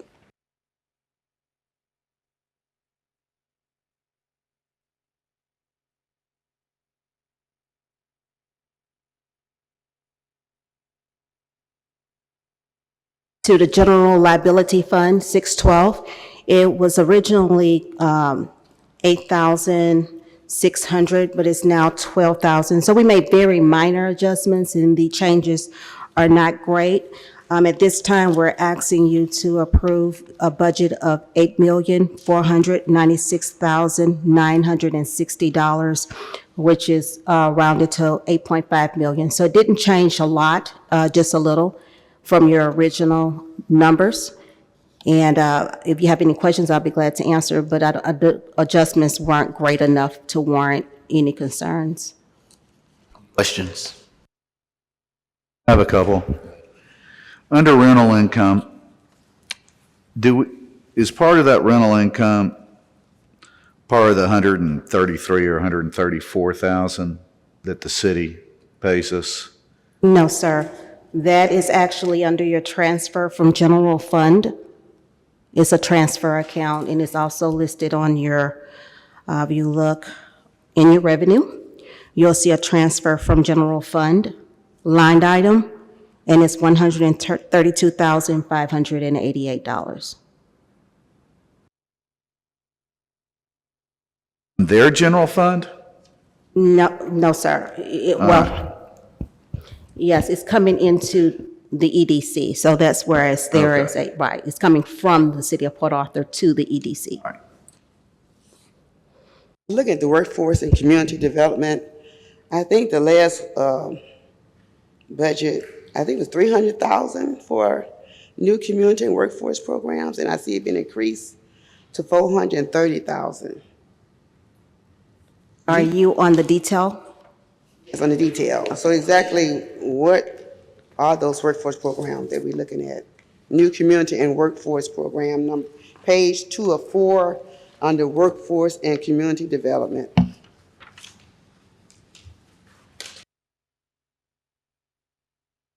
Recall 250 for existing workforce program and 300,000 for new community and workforce programs.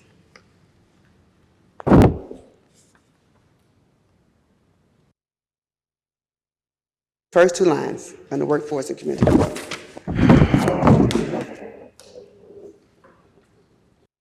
Okay, I'm sorry, can you repeat, because I'm actually lost as to which one you're asking about. Workforce and community development, highlighted. Page 2 of 4. Existing workforce programs is 300,000. Look, I can recall when I first looked at the budget, it was 250. And now the new community and workforce program is 430,000. I think that amount was 750 at one point. Let me go back to my revised worksheet. One moment. Okay, but that's fine. The question is, what are the existing workforce programs now? Because I understand the CNA program is no longer part of the existing. I'm just asking. Oh. That's rumor, and I want to get a correction. That's a rumor. No, there is no program that this body has been carrying for the last X amount of years that has been eliminated. We lost personnel to focus on it, but that's going to change real soon. So funding is coming back in because there'll now be personnel to focus on that. And as directors, as you know, if you approve the budget, you are approving the expansion of our existing programs, most specifically the youth employment program. As I mentioned to you at your 2 workshops, a doubling of the amount of interns that we would have and a doubling of the amount of scholarships that we would issue that have been issued in previous years. So, but as far as all other existing programs, still in place. And that's what this funding covers. Basically, CDL and CNA program. All under this, yes, ma'am. Any other questions about the budget? Under personnel, since we are not following the City of Port Arthur's personnel policy, evidently, even though we're sitting in salary ranges and everything else, that's still confusing to me, but let's go along with it.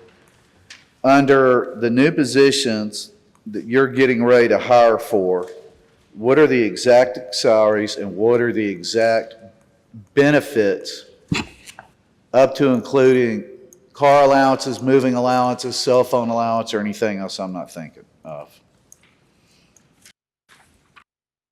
The result of that is a result of negotiations with whoever is the finalist.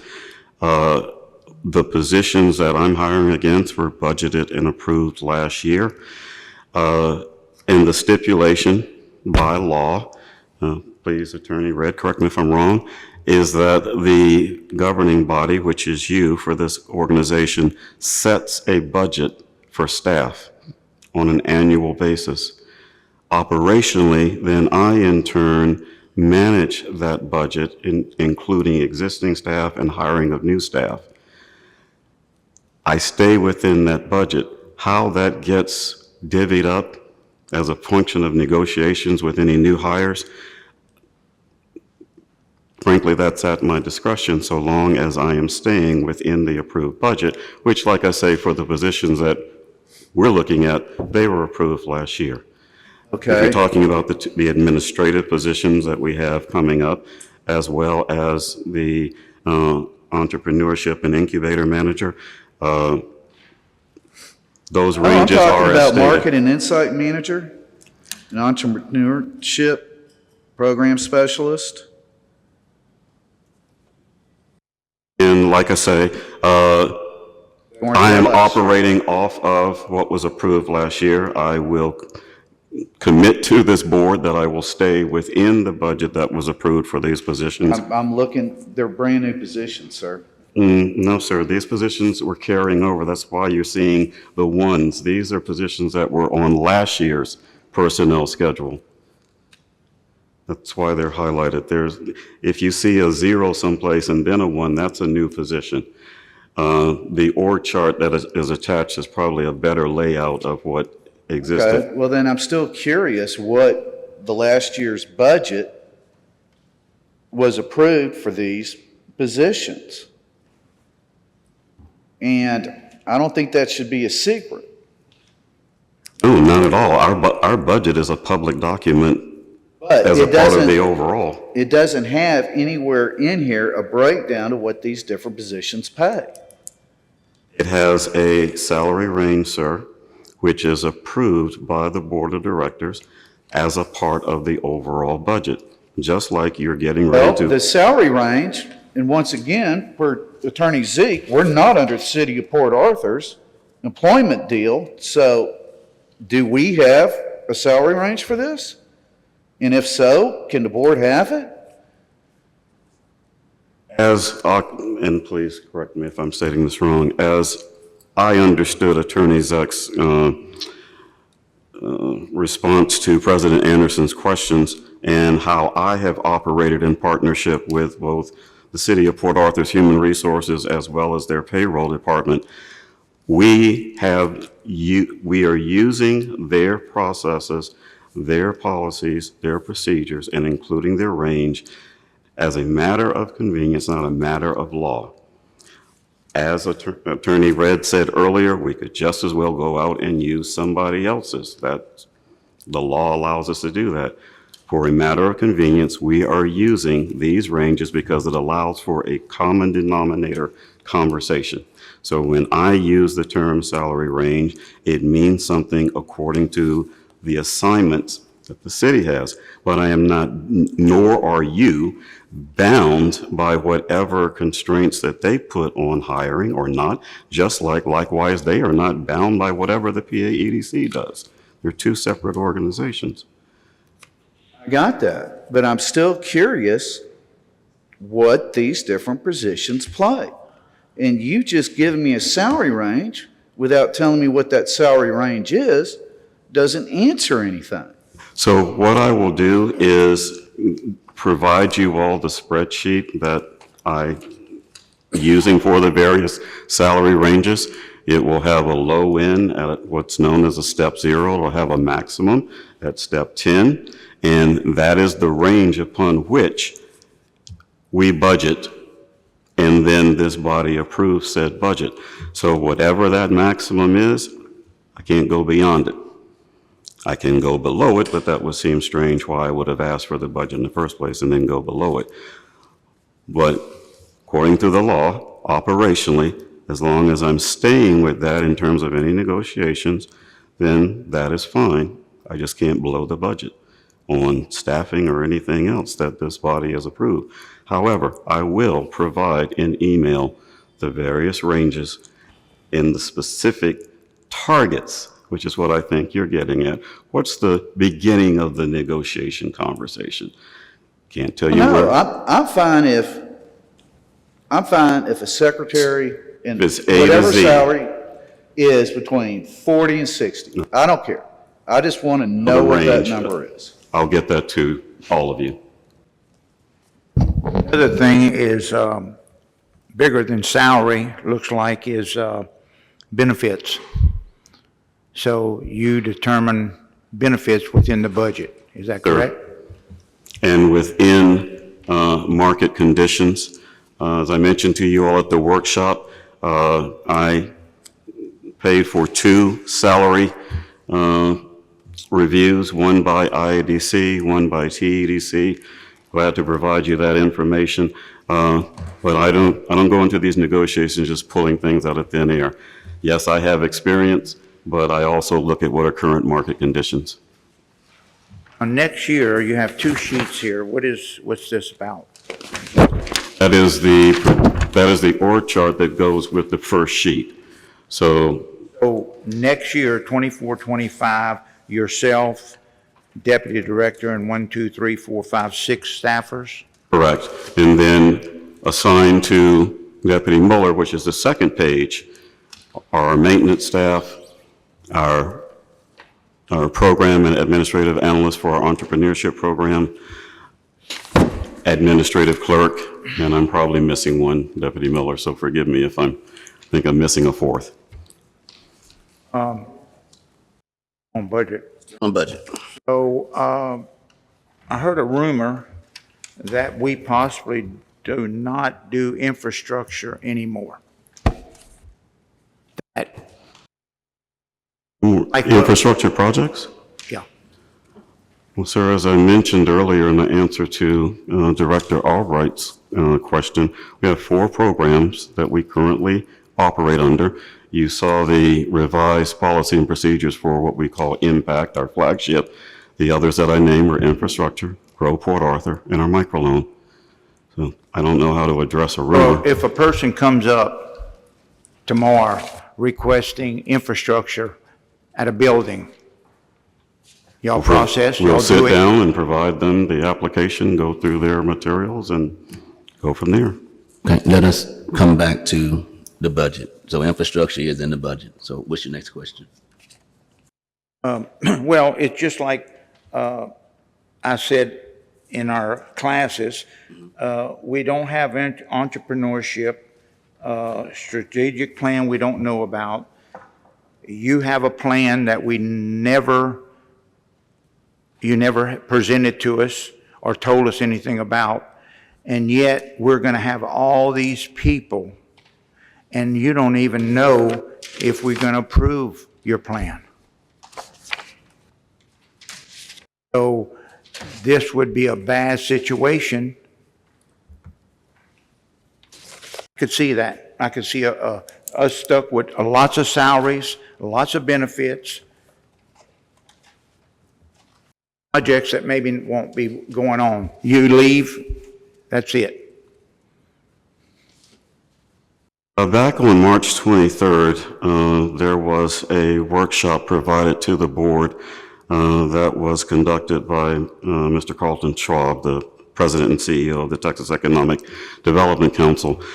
For those of you that were in attendance, you may remember that he went over what are considered the basic components of a Type A organization in 2024 in terms of staffing.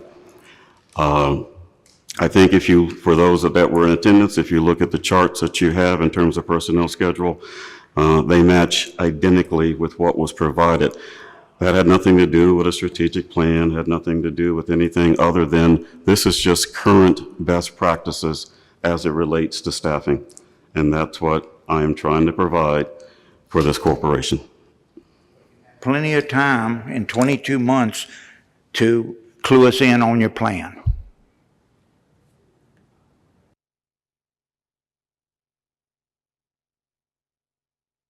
The questions about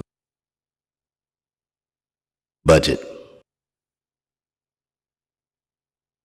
Mr. Roll call. On it.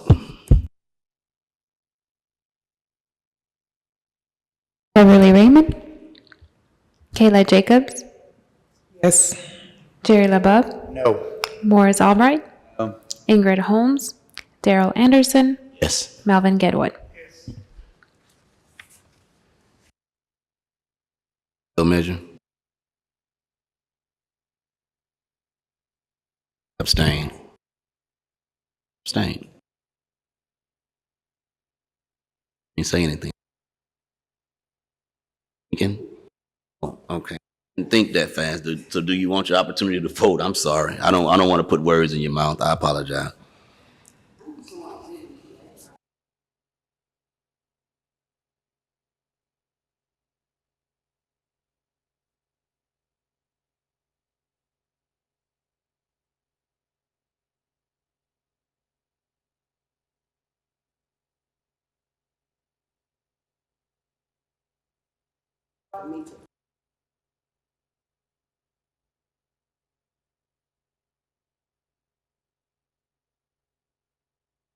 A reason. I'd just like to make a comment.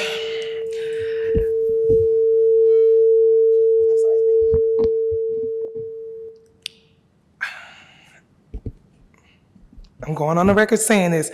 I'm disappointed at us because we have had various workshops where we have gone line by line through each of these items, through each of these documents to painstaking detail, eliciting the assistance of our director as well as the City of Port Arthur's director. Nothing on here is new except for the items that Director Mrs. Jaquette called out prior to sharing the rest of this information. The City of Port Arthur is at a deadline, and I'm not saying that's a reason for us to expedite the approval of something without performing due diligence, but we've done the diligence, and I think it's irresponsible. I would like to add, unfortunately, we have not done due diligence due to the fact we have not received, I have asked questions at each workshop that I attended about the entrepreneur program, especially the entrepreneur program. And the director stated that he's working on it. So no, I have not received the answer that I'm pleased with. Now, the rest of the board members may be, but the answer, I have not received an answer regarding the entrepreneurship program that I am pleased with to approve this budget. I know we're in deadline, but it is what it is. And I apologize. The monies is good. We got it under budget, but the allocations I have issues with. I got for the frustration. And Ms. Jacobs, my comments haven't changed at all. I'm just trying to protect the taxpayers' money, and I would hate to see it gets tied up in something that we have a bunch of employees. And else. If I may add, and I'm, Go. if I may add, we discussed this sheet in particular, the personnel request, at 2 meetings, in which we did go as far as to break down what the incremental increase was from last year to this year. And we concluded that for the 2 positions, I believe, that are being added here, there was a total amount of budgetary impact. So one could infer that if you divide that by 2, you get the average pay, you get the average salary of each employee that's being sought to be added to the budget. In addition, this is a budget. We're not approving expenditures, but this is money set forth. So in the event of the hiring of said individuals, the money has already been approved to be expended. And that's all. I understand. And again, it doesn't care, I don't care about the money, I don't care about the salary, I care about the positions and what they're gonna do. Right. At some point, we're going to have to come to some consensus on direction and what we're trying to do. our CEO, I believe, is trying to elevate us and bring us to another level as it relates to economic development. As it relates to some of the things that you're kind of wondering about, I know I've shared with some of you, those things are actually being done. Those things are being put together. As Director Jacobs said, approving a budget is not spending money. It's allocating funds to be spent. And I believe at some point we're going to have to allow our CEO to lead us in a direction. Now, we all have the ability and the option to weigh in on what we feel when we're doing the matrix that was given out today, based on those items that we did put in place. So we have to get a budget approved. So we need to figure out what that looks like and how we move forward, because at this juncture,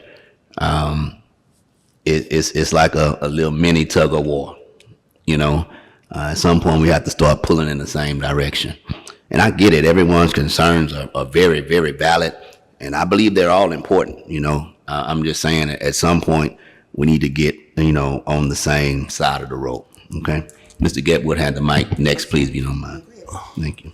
Thank you very much, Mr. President. And I've sat here and listened to what's transpiring as far as the budget is concerned. And I've gone through all of the budget meetings. And at the last meeting, I thought we came out with an agreement for a budget that we be presented. And I was totally surprised that we're at a deadlock for this budget this evening, based on the fact that I think I cannot add anything more eloquent than Ms. Jacobs has already said. I would like to say that we commend the CEO, his staff, for presenting to us a balanced budget, one that actually we could approve without any problems. Thank you. Again, and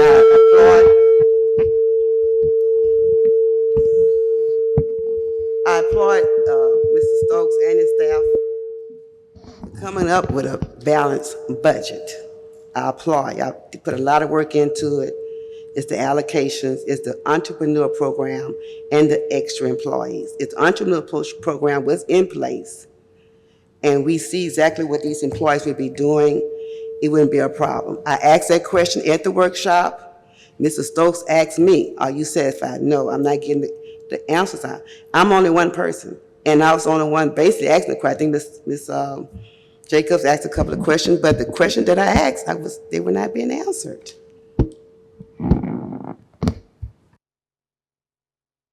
Yes, I hope one day we can get on the same page so we can go forward. This is very important. I like the line items by department.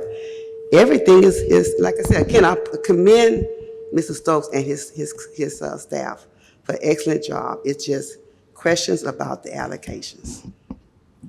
May I make a suggestion? If we, as the directors of this board, can draft our questions and provide them to Mr. Stokes and Mrs. Jaquette in form of directive, and then potentially, and I can make a motion if that's what's more appropriate, but move that we have a special meeting in order to approve the budget once that directive is fulfilled, and that the questions, the very legitimate questions, but the questions of the members of this board are addressed if we can have a special meeting to approve said said item. I don't even have to write a question. If you just give me a printout or some type of information regarding entrepreneur program, when it's going to possibly be in place, who is the person in charge of it, I'll be satisfied. And these employees, their job duties and their salaries. I can tell you now exactly what I'm looking for. The board members looking for, but that's what I'm looking for. I get that, and I'll be satisfied with that information. Budget's very important, and I know we run into a deadline. Anything else? No, I agree. I'd like to see the plan, whole plan. See it, it's not a problem. We can vote it in.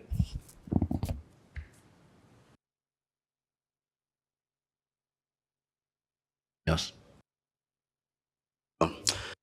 Discuss Jade Avenue Business Park, Director LeBeau. May I have a motion, please? I'm sorry. Motion.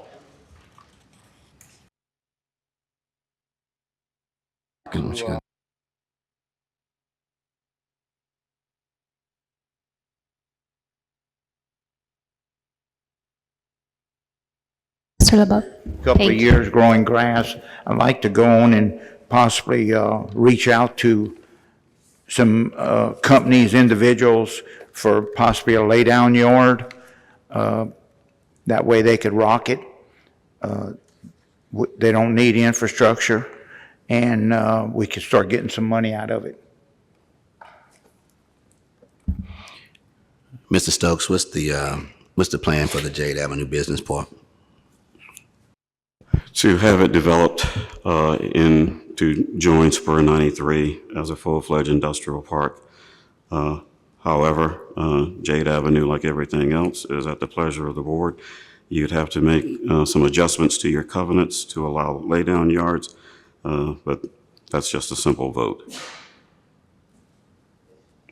Any other questions or comments about the Jade Avenue? All right, there's really nothing to vote. When would unless you're gonna give a motion. when would you start working on Jade Avenue and moving into the park?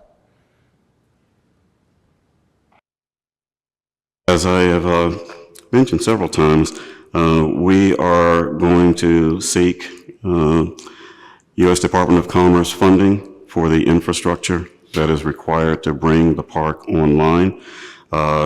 In conjunction with that, we are continuing to talk with clients that are interested in being there, because something that certainly would facilitate and accelerate the Department of Commerce's actions is if there is a signed upon client that is ready to make the park, in this case, Jade Avenue, home. Mentioned that before, but just to reiterate it. So that is the thought process. Like next year or 6 months, start the process, or what? Right now, sir, it's pending budgeting. I do not want to start allocating funding that I do not know that I necessarily have. But assuming that that's in place in the next 30 days or so, it is a part of our overall thought process to make that application in fiscal year 24-25.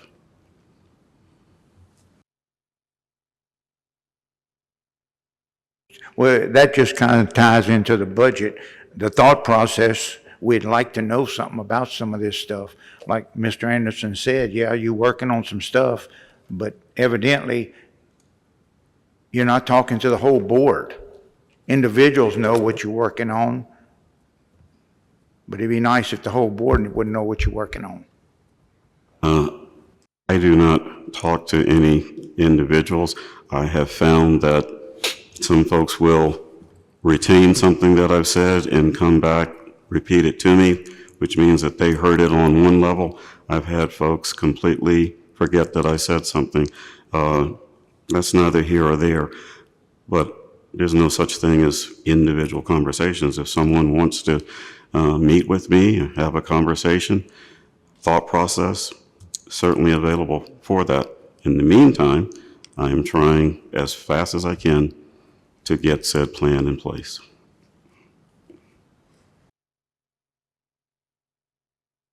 Agenda item number 4. Review, discuss, and possible action regarding issuing a request for proposals to secure a vendor to provide programming and management of the PAEDC's kitchen located in the press building. May I have a motion, please? So moved. Second. Okay. Second, Dr. Albright. I was just brought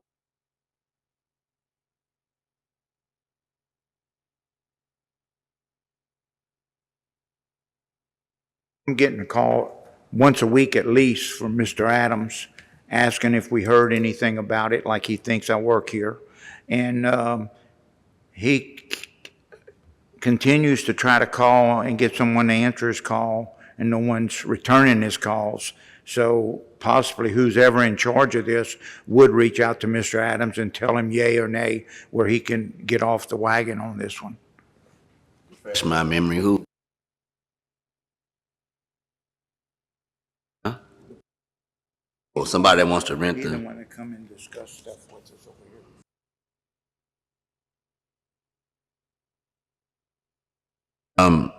So with that particular one, No, let's vote it. Do we want to go out for requests for proposals? so what are right now, currently, I don't know where this question goes, that way or that way. What is the current plan or ideal for the kitchen at the press building? Address that, sir. Original intent was to have it rolled into the overall incubation program to generate restaurant-oriented entrepreneurs. And at some point, someone would be retained to provide the programming and management of that kitchen, which is what would be associated with the RFP.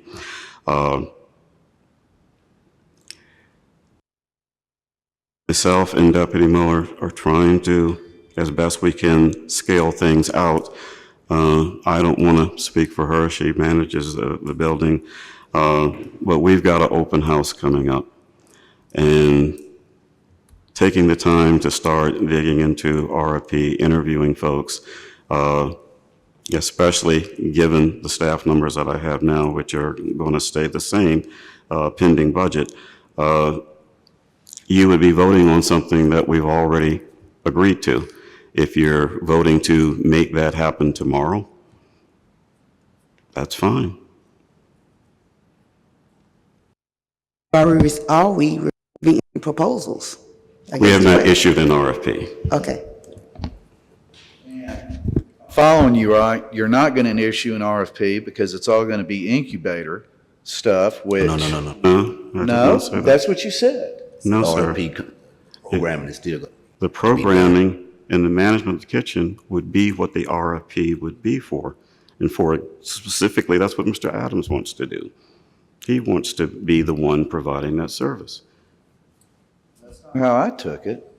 He said he'd been in an incubator, he just wanted to run it as a bistro and train future people. Right.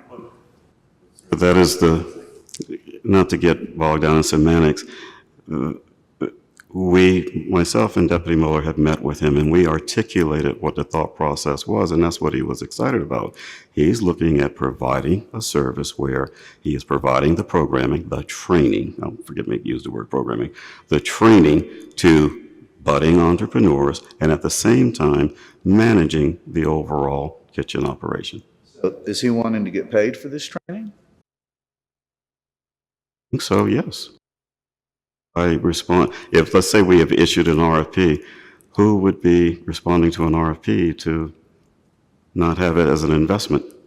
Well, I was under the impression that we were just going to lease it out to ABC to run as a bistro, not as a training center. But evidently I'm confused, so that's fine. I make a motion to remove. Get a second on that motion to remove this. Second. All in favor? Opposed? Nobody voting, so I guess we keep rolling. Item number 5.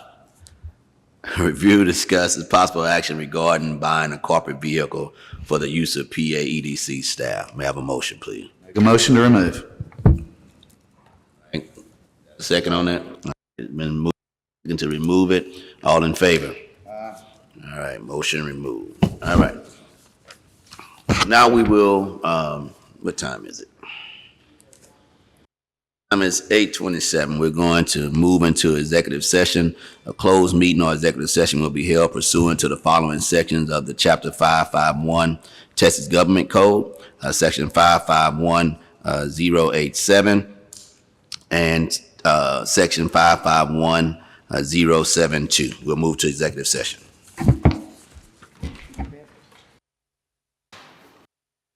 Time is now 9:18. We're going to reconvene from our executive session. May we have a roll call, please?